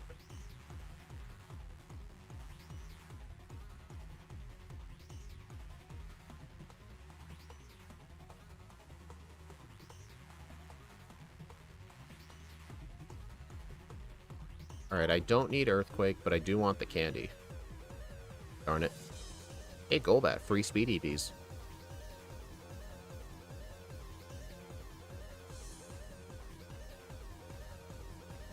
Oh yeah, and X and Y, surprisingly, does not have many rare candies. I think there's only, like, 11 in the game.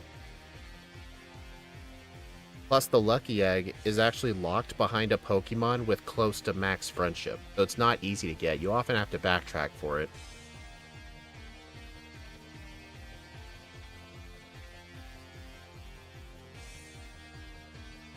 Have you ever thought of playing Pokemon Elite Redux? I'm not generally a fan of playing ROM hacks, so probably not.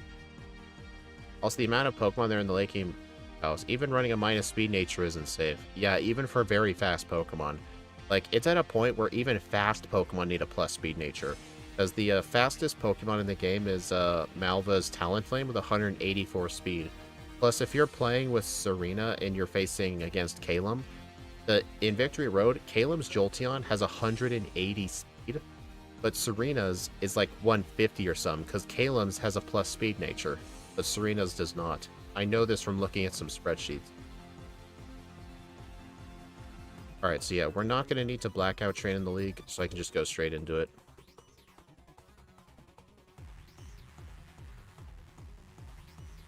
Alright, Will is free with 1 Charge Beam boost, plus 2 guarantees the J. A sup, though, just in case he goes for Confuse. Okay, I frickin' hate this guy sometimes.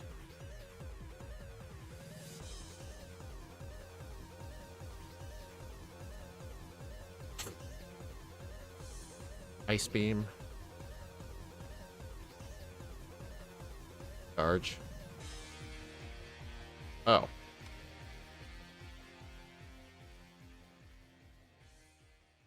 Basically, Speed's playing on hard mode with the rival. Technically, there's no rule saying that I have to pick the Serena character. I can just pick Calum. But I do it as a... what do you call it? I do it out of principle.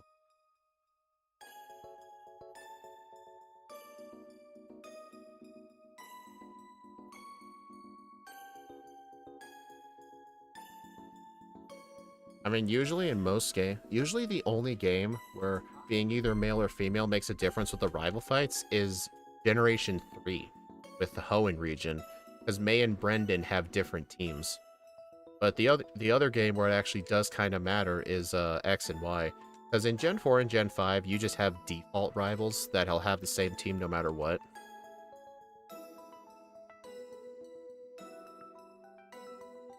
Koga is free with 1 Charge Beam boost. The Hiker is free with 2 Charge Beam boosts, plus 4 in Sweep. Hitmontop is incredibly bad.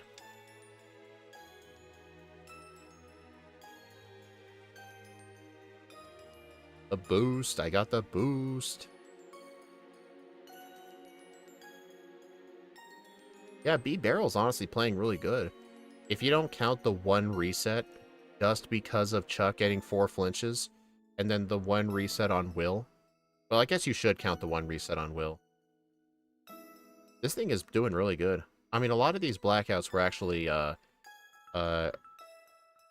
they were, done on purpose. They were intentional blackouts.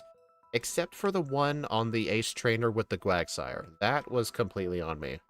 I just had no idea that that thing had, the water absorb. Special attack? Special attack. The good thing I got it just then, I'm completely out of charge beams. Also, for some reason, the Bruno here gave his Hitmonchan Bullet Punch instead of Mach Punch. It doesn't have Mach Punch until round 2. So weird. Okay, I need to use an Elixir. Or I guess just Max Ether Charge Beam.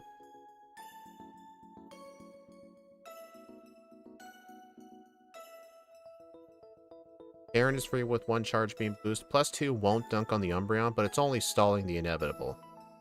I mean, it's got double team, but still. Don't even bother using Substitute.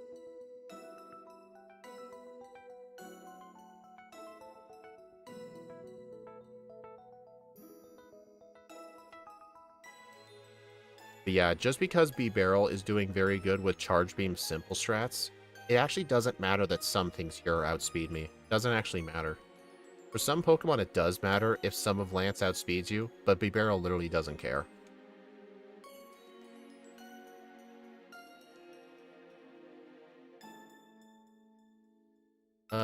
I don't need to max Elixir.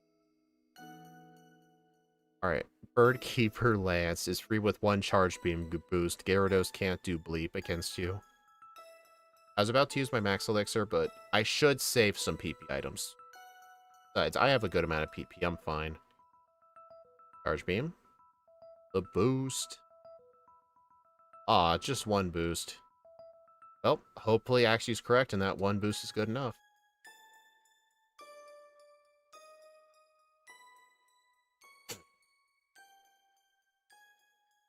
Okay, yeah, so... Yeah, it literally doesn't matter. The worst thing Aerodactyl could have done, though, was paralyze me or flinch me with Thunderfang. But, oh well, thankfully it didn't. Oh, Axew? Uh, I have 145 speed EVs. With 145 speed EVs in the Rash nature, what's the minimum level I need to get to 191 speed? Because before, when I did the calculations, I need level 90 at 136. So if I have 145, what lower level can I get away with?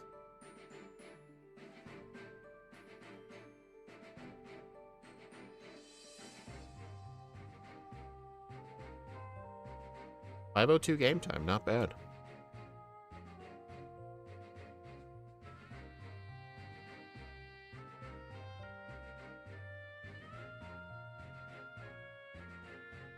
$89, but just go 90s. So the extra 10 EVs basically didn't matter.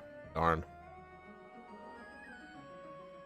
I mean, I'm sure if I get to like 150 or something, I could get away with 88.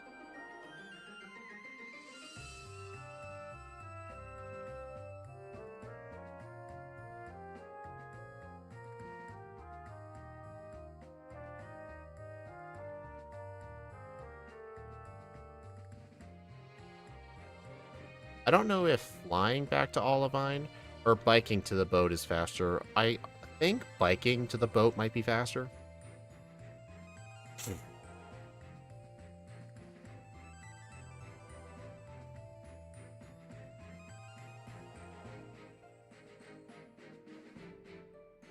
Yeah, I may end up needing all the rock climb candies. Just because level 90, if I need to get to level 90, I probably need to get pretty much every rare candy in the game.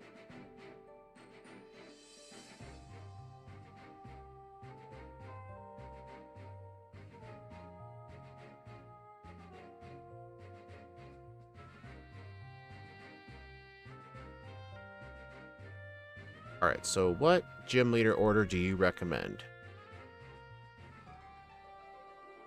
The interesting thing is with the Heartgold runs, like in Crystal, you kind of just challenge the gym leaders in the same default order of like Erica, Sabrina, Surge, Misty, Brock, Blaine, Janine, then Blue. You pretty much always fight them in the same order. I mean, Blue always has to be last in Heartgold, but you actually kind of have to change it up a bit depending on what you're weak to.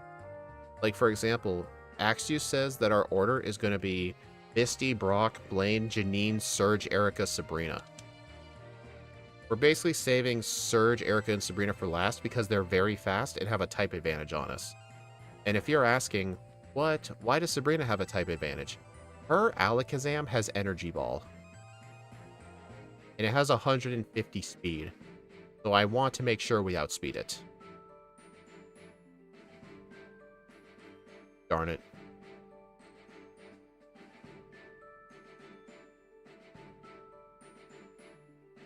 Alright, I think first things first, I'm actually going to go to Cerulean.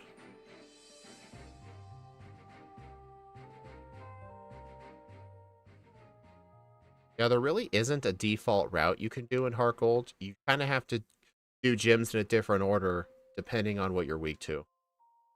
Kanto gym leaders exist at least, unlike Gen 2. Yep. The only, like, Kanto gym leader besides Blue that can sometimes provide issues in Crystal is Misty.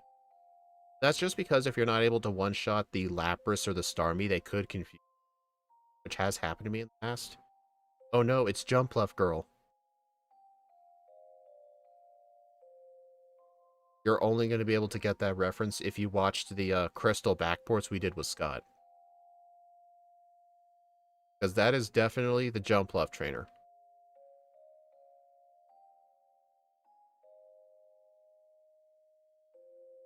In Gen 2, Misty can cause problems. Sometimes, Sabrina, if you get wrecked by Sand Attack. That is true.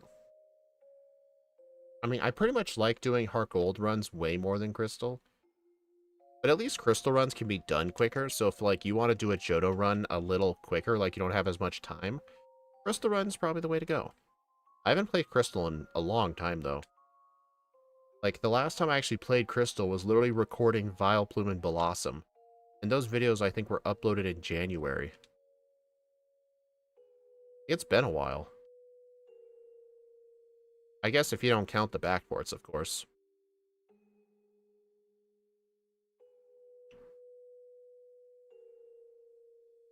Oh, I'm at 145 speed EV still.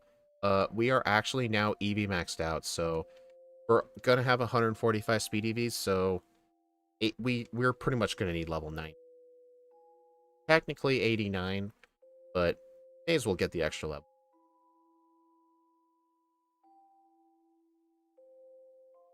Oh wait, I didn't deposit. The good thing I just remembered that.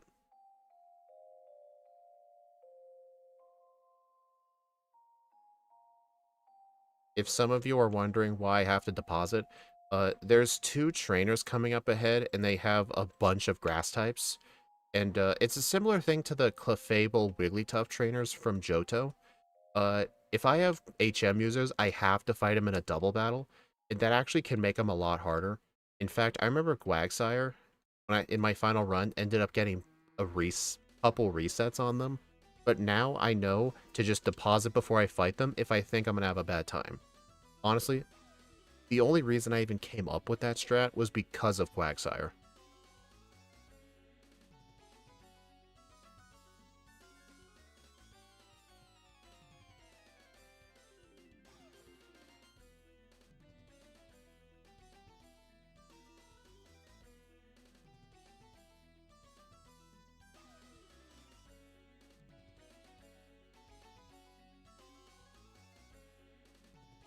Plus, I think Parasect has dry skin. You cannot use Surf on that thing. Well, we'll see. That Quagsire have Water Absorb? I did not look.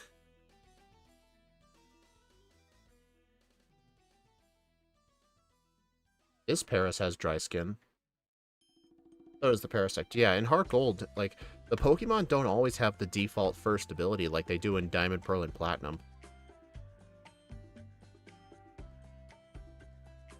You know, earlier today, Scott was doing a red stream with my least favorite Pokemon.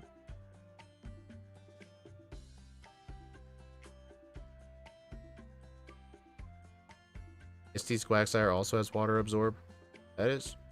Oh, that's true. I'm gonna have to use Ice Beam on it. That's annoying. I mean, it's fine. It's neutral. It's not a big deal.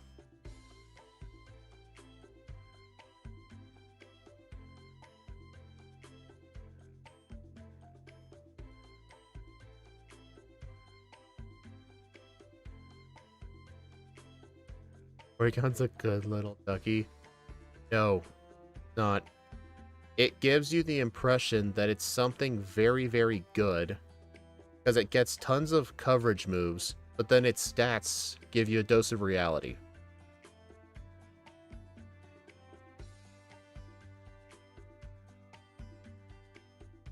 Diamond and Pearl, all the Quagsires have Damp, so it's free real estate with Spec Surf. What about Platinum? Don't some of the Quagsires in Platinum have, I think they all have Damp. I'm pretty sure even in Platinum, they all have the default, abilities, I think.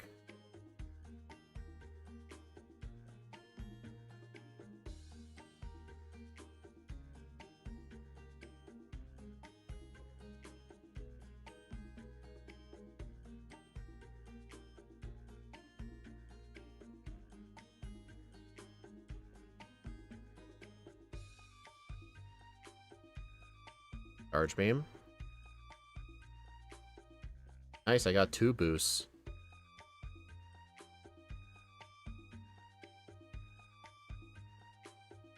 Are you kidding me? Did you see that?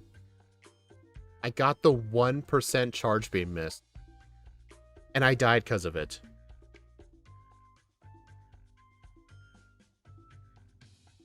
Remember when we were doing Venonat, we kept seeing the occasional 2% Sleep Powder misses?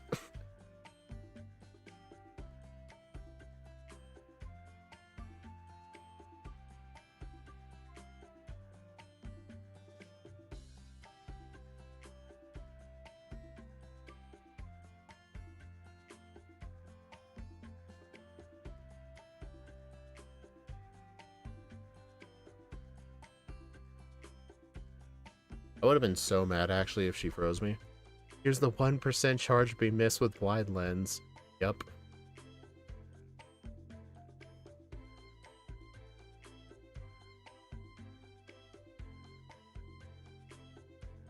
Better go return the machine part. We're gonna go return the machine part and just go fight Brock right away. My god. Pretty much at +4, we are essentially capped at +6. That is true, but I was just using Charge Beam just because it was my best move, I think. Wow.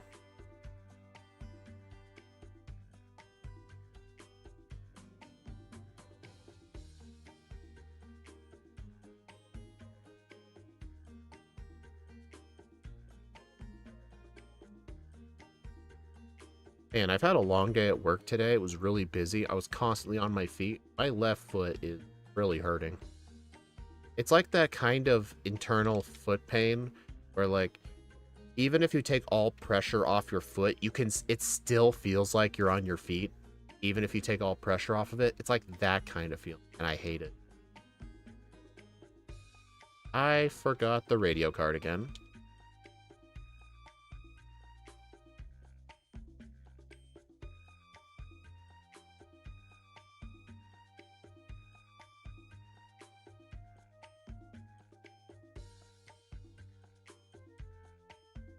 Dude, I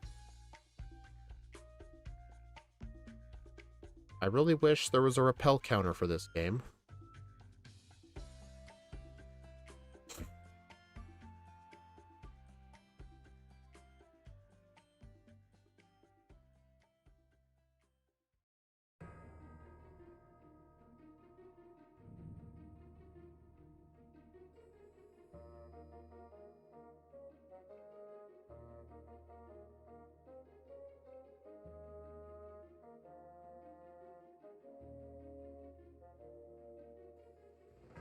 Alright, remember to catch the Snorlax. Not run away or defeat it again. Hey, game dev.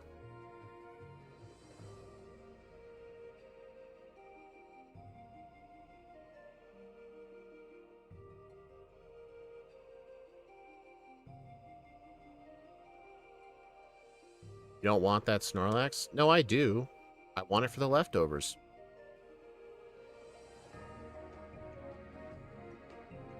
Alright, Brock.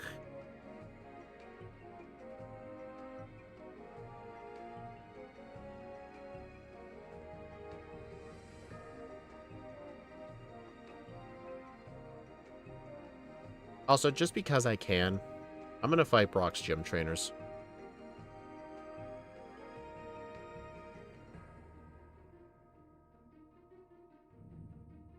Wait a minute. I was fighting Camper Jerry.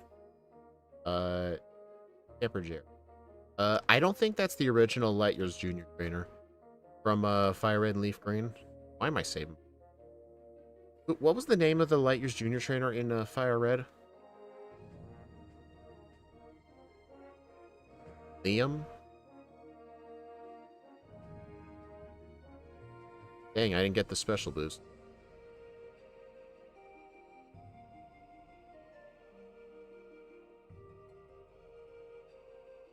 I'm pretty sure it was Liam. Oh, you got an Omni boost. Ah, it didn't even matter. Although that is kind of low health. Alright, next up, we're going to be fighting Blaine. And we will be getting the Seafoam Islands camp. We're going to need the training anyway, so it's good to just fight the trainers that are in there. And the rare candy's a neat bonus.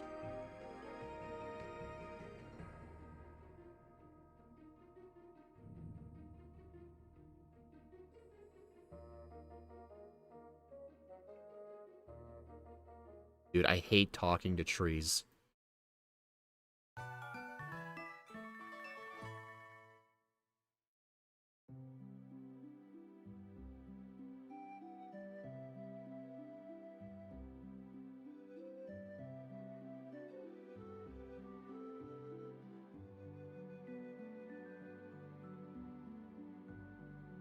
I still don't know the best way down here.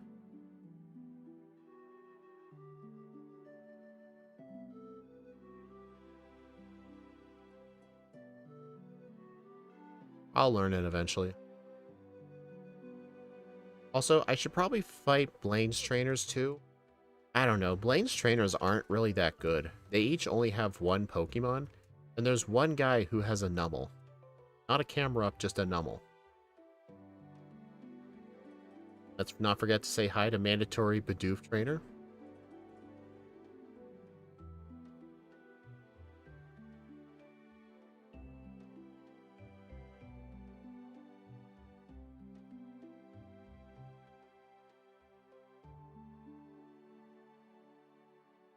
I mean, maybe I should just fight everybody but the Numel Trainer? I mean, 1800 XP is still really good.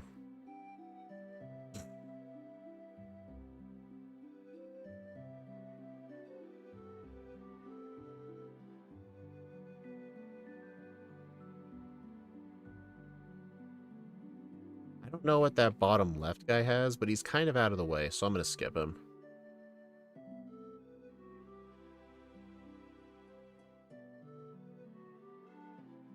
Speed, R, blank. What, 50, 118, 143. Okay, so I'm not going to outspeed the Rapidash. Honestly, I should probably substitute just in case the Rapidash uses Bounce.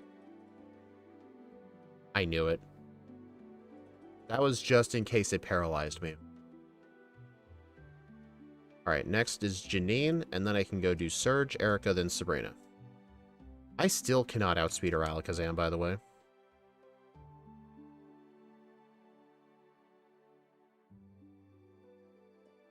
Honestly, I should probably fight Janine's gym trainers. I think Janine has actually good gym trainers. I should try fighting them. Also, I think you can technically skip this person if you just fight the skier that's south of her instead. But I'm just gonna fight him anyway.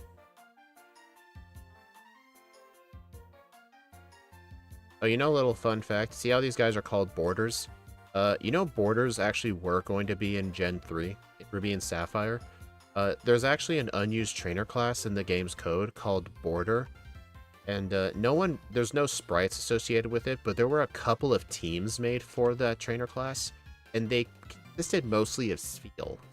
That means, like, the borders on the skiers were actually going to be in that game, but there's really not a good spot they would go to anyway, because the only icy spot is literally the Shoal Cave.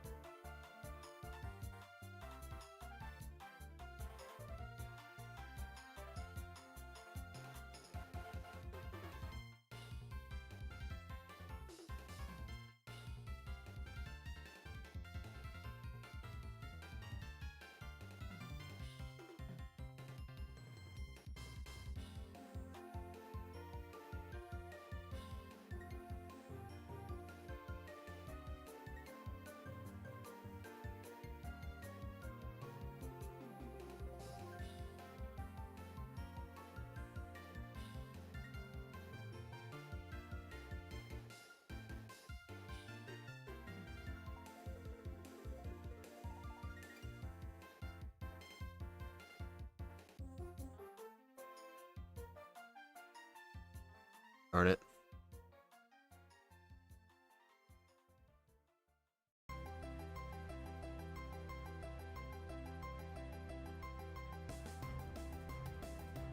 Man, that Starmie has such a Gen 1 moveset.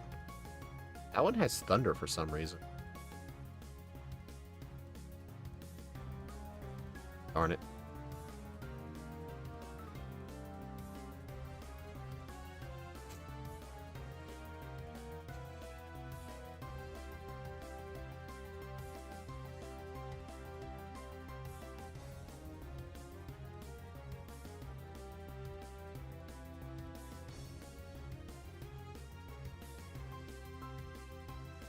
Darn it. Dude, I'm running kind of low on PP right now. Oh no.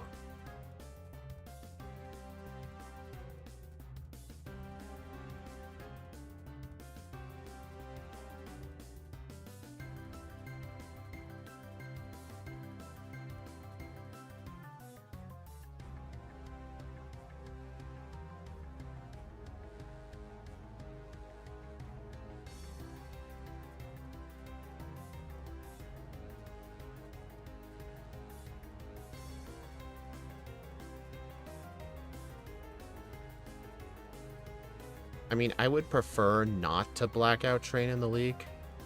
So, I will just see how good Janine gym trainers are.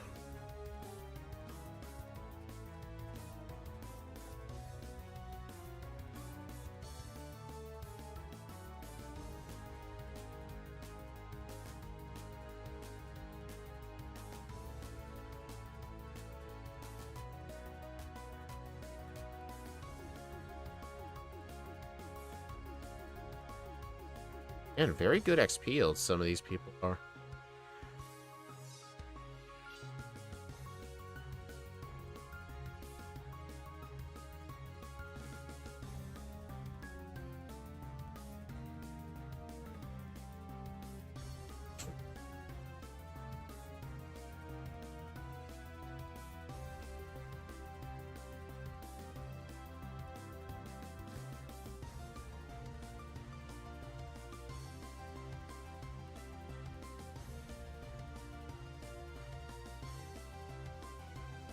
Uh-oh.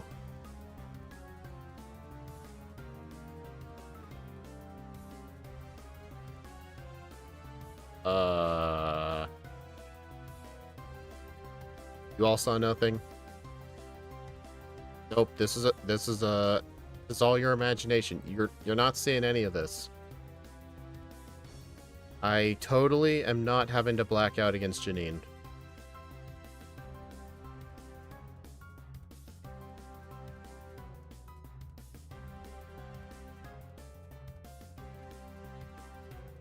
I mean, in Bibarel's defense, it was never going to outspeed those Crobats.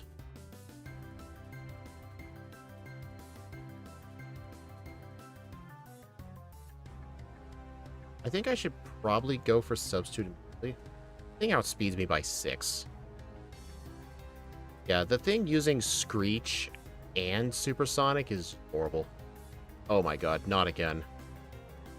Dude, I can't believe this happened twice.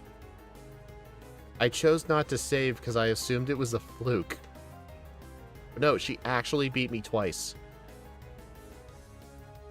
Alright, I guess we have to give a congrats to Janine. We finally found a team that... We found a Pokemon that somewhat struggles against her.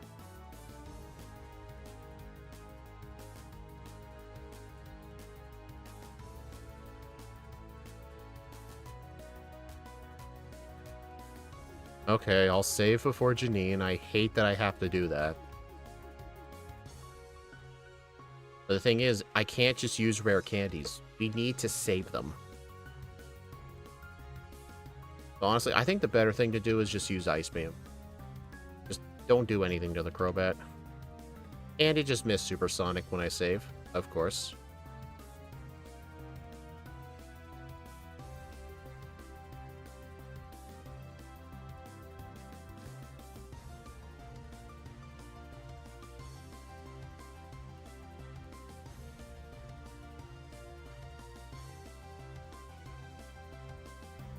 Alright, Janine's done.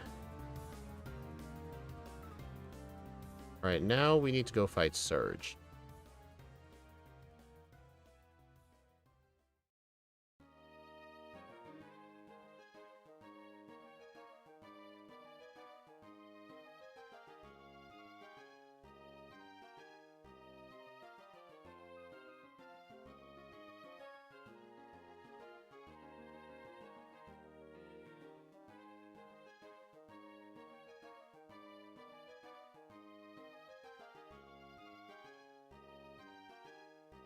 Alright, save state.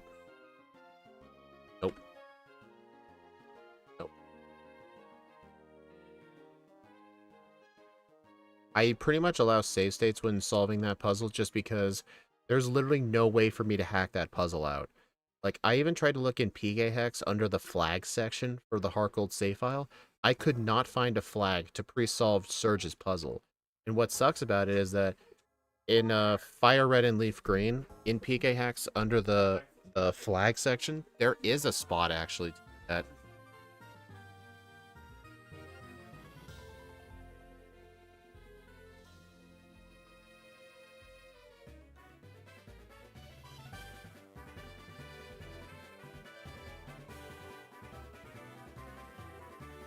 reset.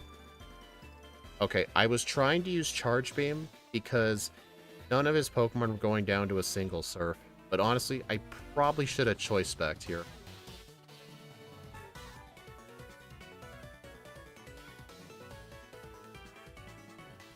Right, I think one special attack boost. I mean, one special attack boost is essentially... It's a 50% boost.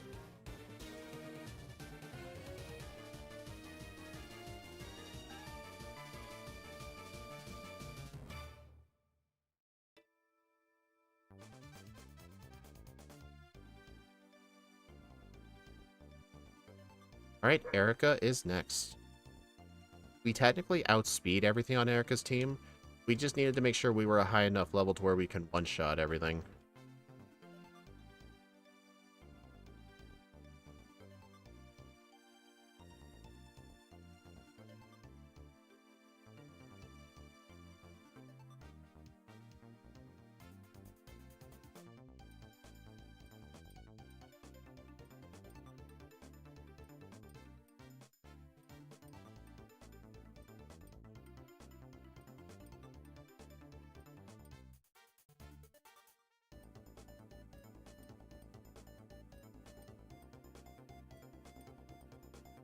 The Erica's fastest is 129. Yeah, we definitely would not have outsped if we had done Erica as one of the first gym leaders.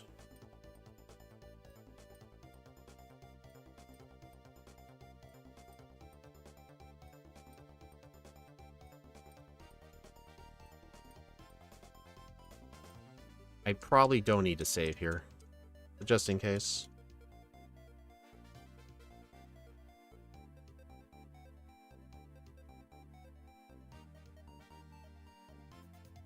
Oh, we're actually almost there to outspeeding Alakazam. I am really hoping level 69 gives us the speed we need, but it probably won't. Okay, thankfully that thing used Solar Beam. 149. I mean, we pretty much fought every other Kanto leader, so I think I'll just have to fight Sabrina's trainers, because I do not want to use our rare candy.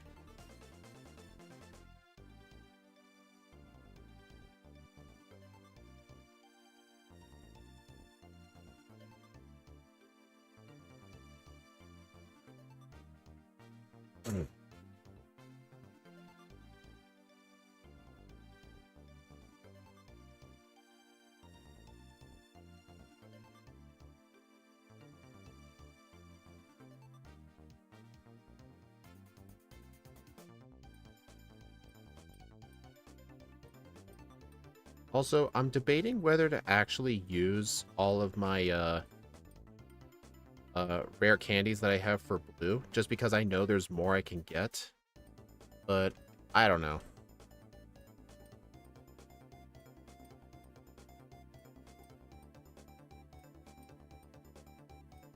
Okay, why do people in here have Slowpoke?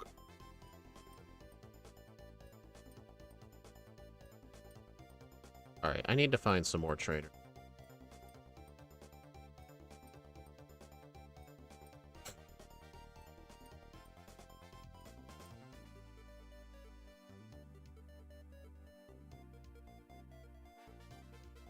Oh my god, why do these trainers suck?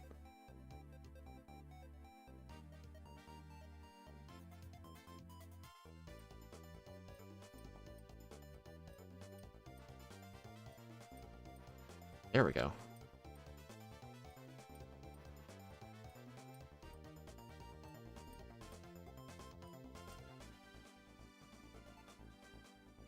Alright, good enough.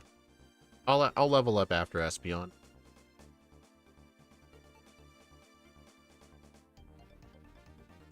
Okay.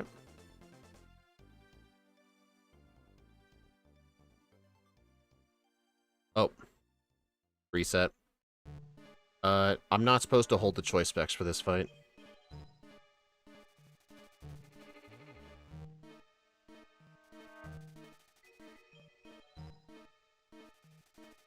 Technically, Axio's suggested strat was actually just using Quick Claw for the Alakazam, but it didn't really take much work to make sure we outspeed Sabrina.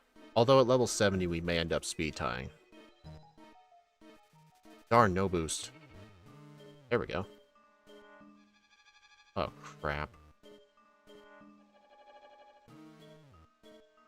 Well, the fact I did not get a Charge Beam boost on the first try kinda sucked. That's one of the disadvantages of having to rely on Charge Beam as a setup move. It's basically if Growth had the accuracy of Thunder. 151. Crit. That crit may have mattered, actually.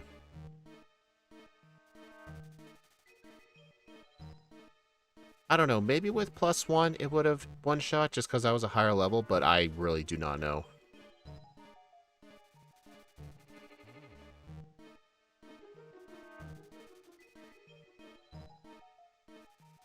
Honestly, just because I know for a fact, once I get all the rare candies, I will be at least level 90.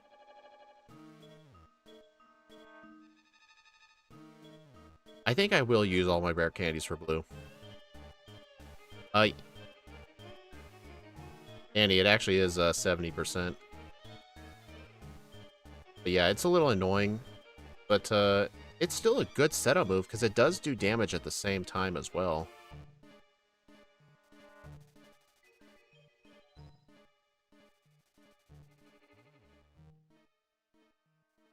Alright, I'm going to use all my candies to get to level 84. Let's see if at level... Well, it's not. At 145 speed EVs, I need level 89 to outspeed everything in the game.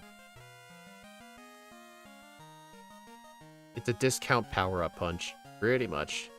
I actually found out recently that Generation 8 or 9 actually got rid of power-up punch. Rip. Okay, so I do have to go around the region and get 6 rare candies. Oh, I should have equipped leftovers.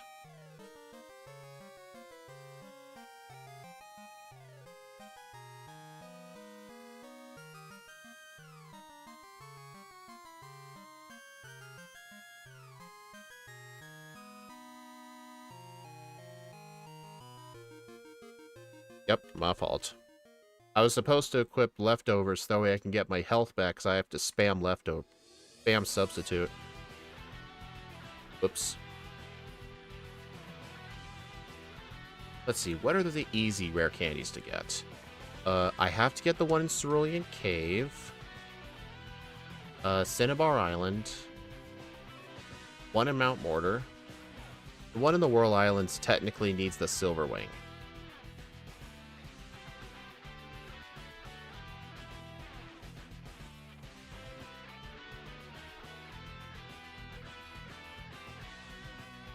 Well, that works.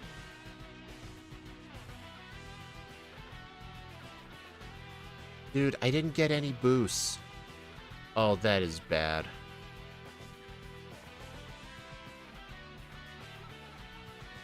Ah, dang it, dude. Seriously, Charge Beam wasn't getting any boosts.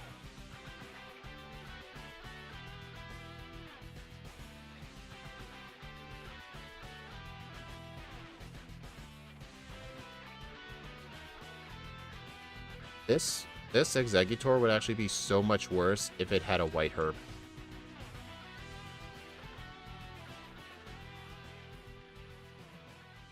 Okay, thankfully that missed. Please say the Trick Room's done. It's not. Dude, this is annoying. I mean, I pretty much have no choice. I would actually prefer it if Executor used Trick Room a little bit earlier. It's 5 turns? Oh. I'll just keep track next time. Alright, so that's turn 1. Or no, technically, I think turn 1's the next turn. You've got me. I just got another 1% charge beam miss.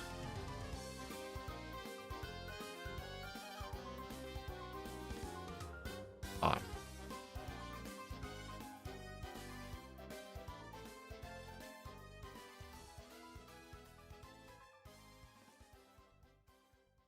Alright, I think the Trick Room goes away after this turn. Yep, it's gone. I don't have +1. Dude. Game's paused. Hold on a minute.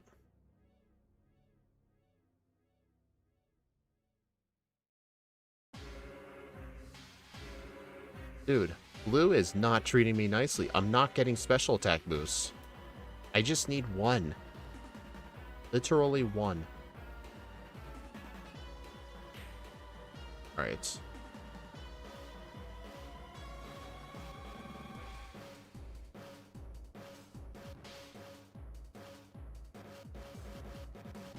Alright, Twisted Dimensions are back to normal.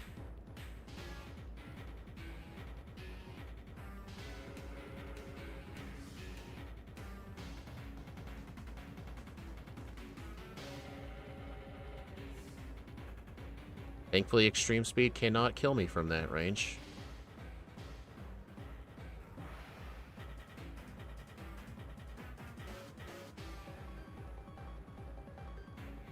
You've got to be... I just got 2 1% charge beam misses in 3 minutes. And the last time that happened was literally back in Johto. Dude, blue just gave me so much bad luck. It's 90. Oh, you're right, I'm stupid. I forgot I didn't have the... I forgot I don't have the wide lens. Alright, those weren't 1% misses. Never mind. But the one that happened in Johto was real, because I was holding wide lens.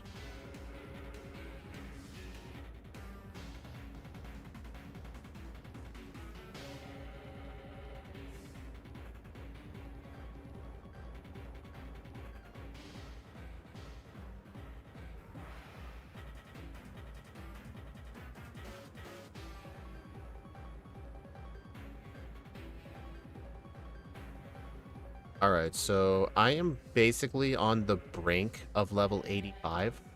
So I'm just going to get 5 rare candies. Including the one in Cerulean Cave. There's also something else I have to get in Cerulean Cave.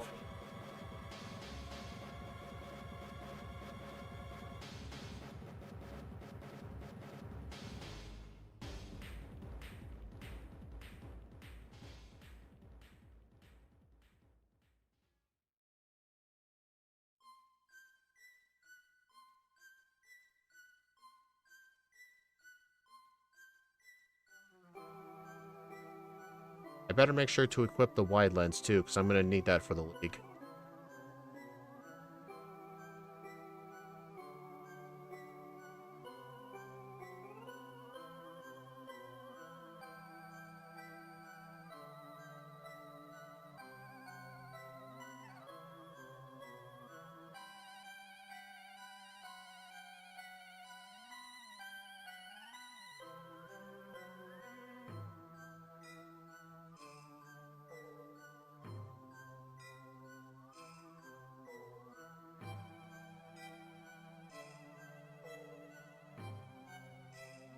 Alright, so there's another item I have to get here.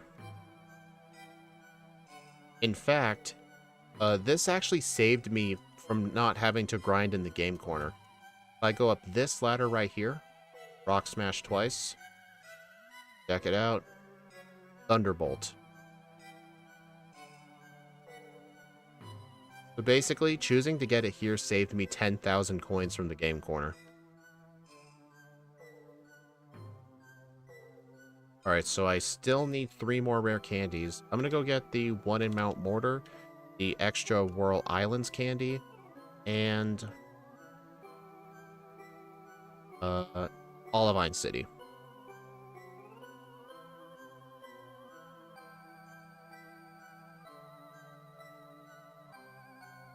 I mean, it is easy to get. It is easy to get. It's a tiny, tiny bit out of the way, but not by much. Why does this thing get Thunderbolt? Why not? I mean, why does this thing get Charge Beam? If it weren't for Charge Beam, Bibarel would literally have to run Curse and Quick Claw. It would be horribly bad. It is the regional rodent. True. I mean, I think Zigzagoon gets Thunderbolt too.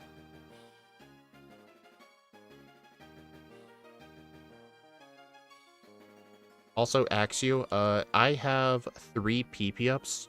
Do you think I should go out of my way for any PP maxes? Or do you think regular PP ups will be enough? Like, what do you think?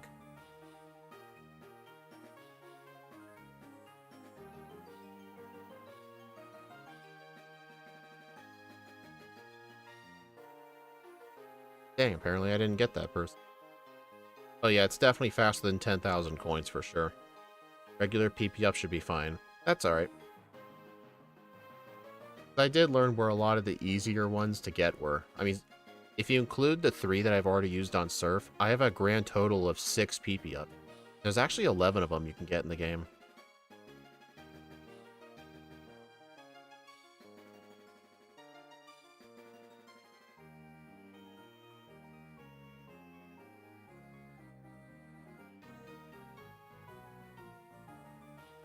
Alright, then the last rare candy I need to get is Olivine City.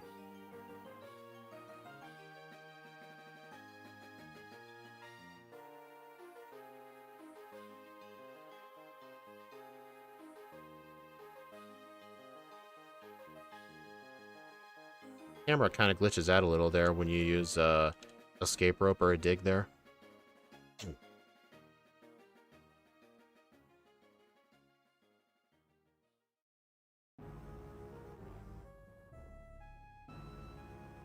Alright, this is all the candies. How much XP do I need? 5,000. I can literally get the experience on Will. Alright, we're ready for the league. Alright, it says here, if I'm slower than Salamence, teach Attract over Substitute. I will not be slower than the Salamence.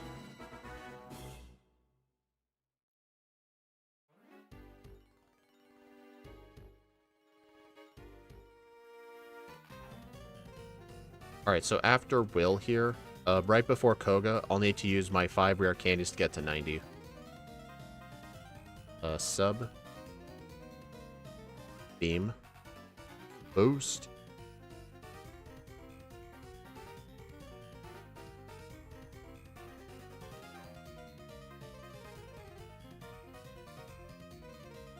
Yeah, Oh, here's the other thing, guys.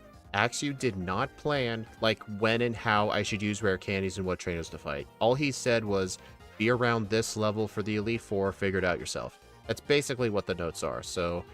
yeah, all the planning to get to this level was on me. Axew just said, like, hey, you should be at this level. Axew didn't plan the run for me. Like, he didn't, like, play it out himself. Or someone tries to accuse me of not actually being the one who did this run.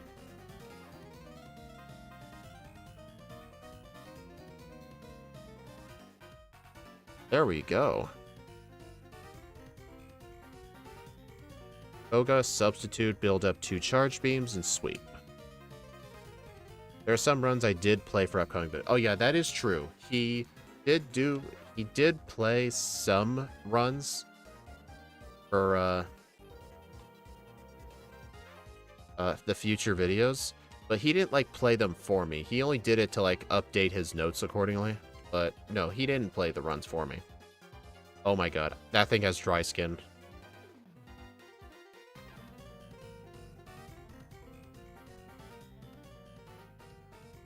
Check it out at level 90.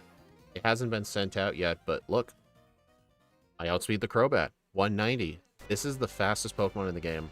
I think it's It's not tied with Red's Pikachu. Red's Pikachu is 189. So yeah, it's literally one. Koga's Crobat is the fastest thing in the game.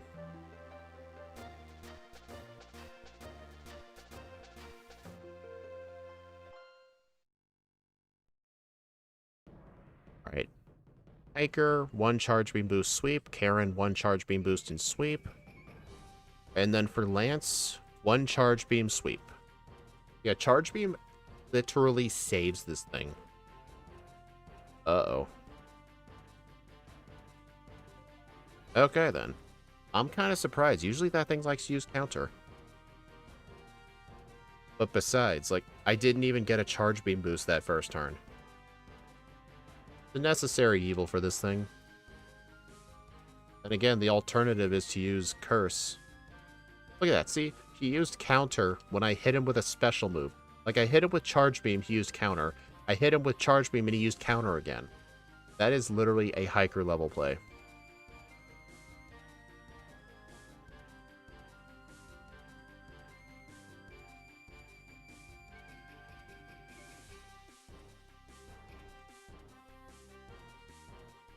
He's still the hiker. If you don't have a setup move, then he's really bad.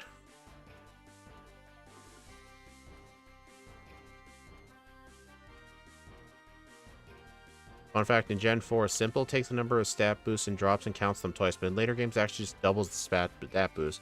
Yeah, Axew mentioned something about that. That's why on my overlay, you notice how I get the Charge Beam boost. Technically, Simple is supposed to make it +2, but on my overlay it says +1. All it does is edit the damage calculation. It's honestly really annoying. But apparently in the newer games, it'll just straight up say +2. I kind of wish it did that now, though.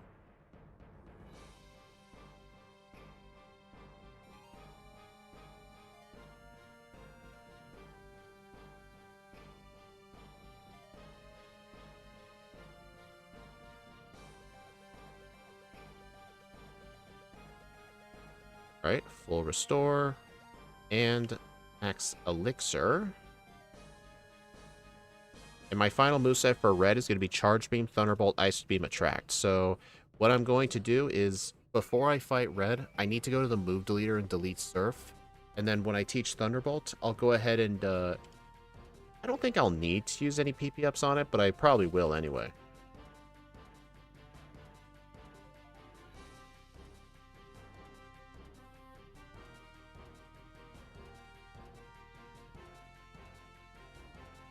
Unfortunately, red is just luck-based regardless of the set you're running. That is true.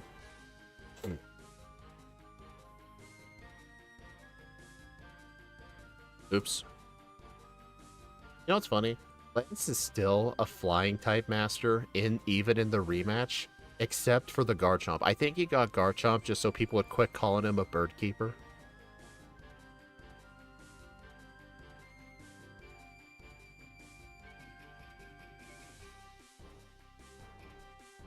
Yeah, we're still going to need Attract either way. So let's see. Attract Pikachu, 2 Charged Beam boosts and Sweep. Reset if Pikachu ignores Attract. Volt Tackle one-shots you from full. +4 Ice Beam one-shots Venusaur. That's something Hidden Power Ice could not do. If we want to minimize the 1 Charged Beam boost turn on Pikachu, we are front-loading the risk onto Pikachu.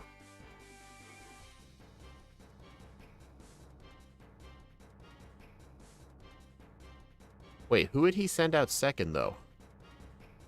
Can't we just do the second Charge Beam on whoever he sends out second?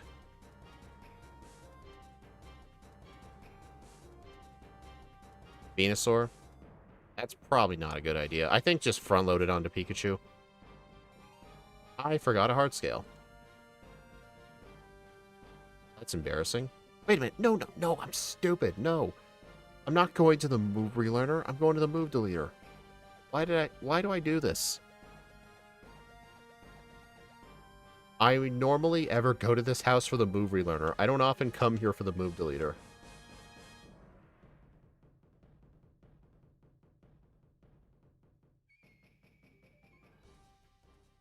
Alright, I'll go ahead and use the PP ups just in case.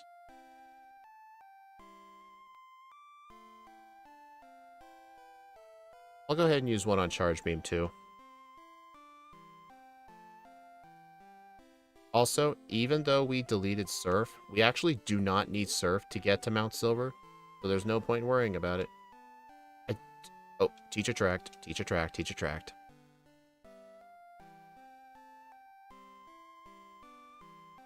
Attract in the place of substitute.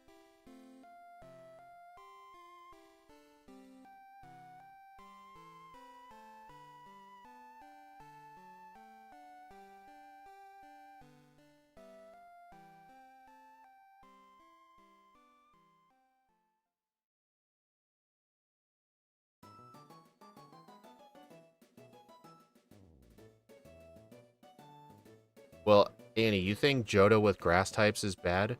Unova with grass types is even worse. Both Black and White 1 and Black 2 and White 2. Both of those games really, really hate grass types. Quagsire says hi. Yeah, whenever you enter Mount Silver in like the early morning hours, there's always a Quagsire there. Honestly, that should be a good enough reason alone to always start my runs at midnight. I usually just start my runs at midnight for like, usually like platinum reasons, so I can get choice specs by the time I get to Celestic Town, but having the Quagsire there is just funny.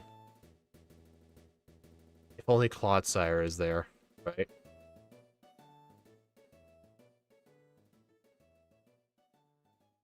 Alright, yeah, I need wide lens. Alright, so we need to attract the Pikachu, and we need 2 Charge Beam boosts. We have to reset if we get hit with Volt Tackle. Thunderbolt. Yeah, reset from Thunderbolt too. We basically have to Aerodactyl the Pikachu.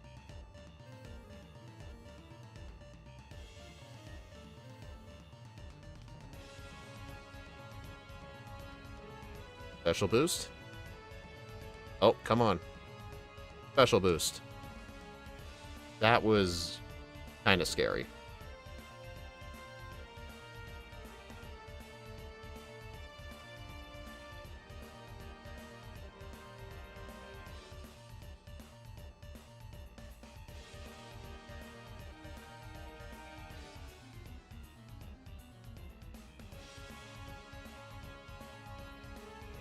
I needed another boost for that Snorlax.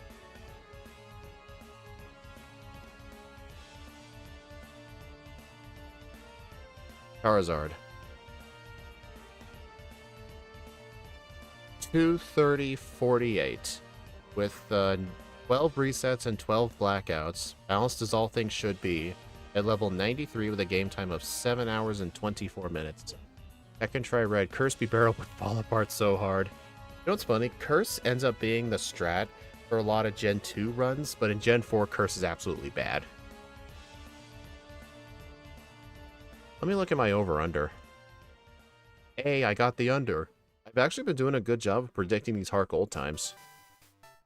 I've been doing a good job predicting these. That's a really good time, but how will it compare to everything else? I'm going to go ahead and add this to the leaderboard. Then I'll switch screens and I'll show you all the results. Let's see, we played with Bibarel. Here's the big question. Did we, in our first playthrough, beat Staraptor's second playthrough? If some of you, like, watched the video, then you would probably know the answer in your head, but I'll reveal it in just a minute.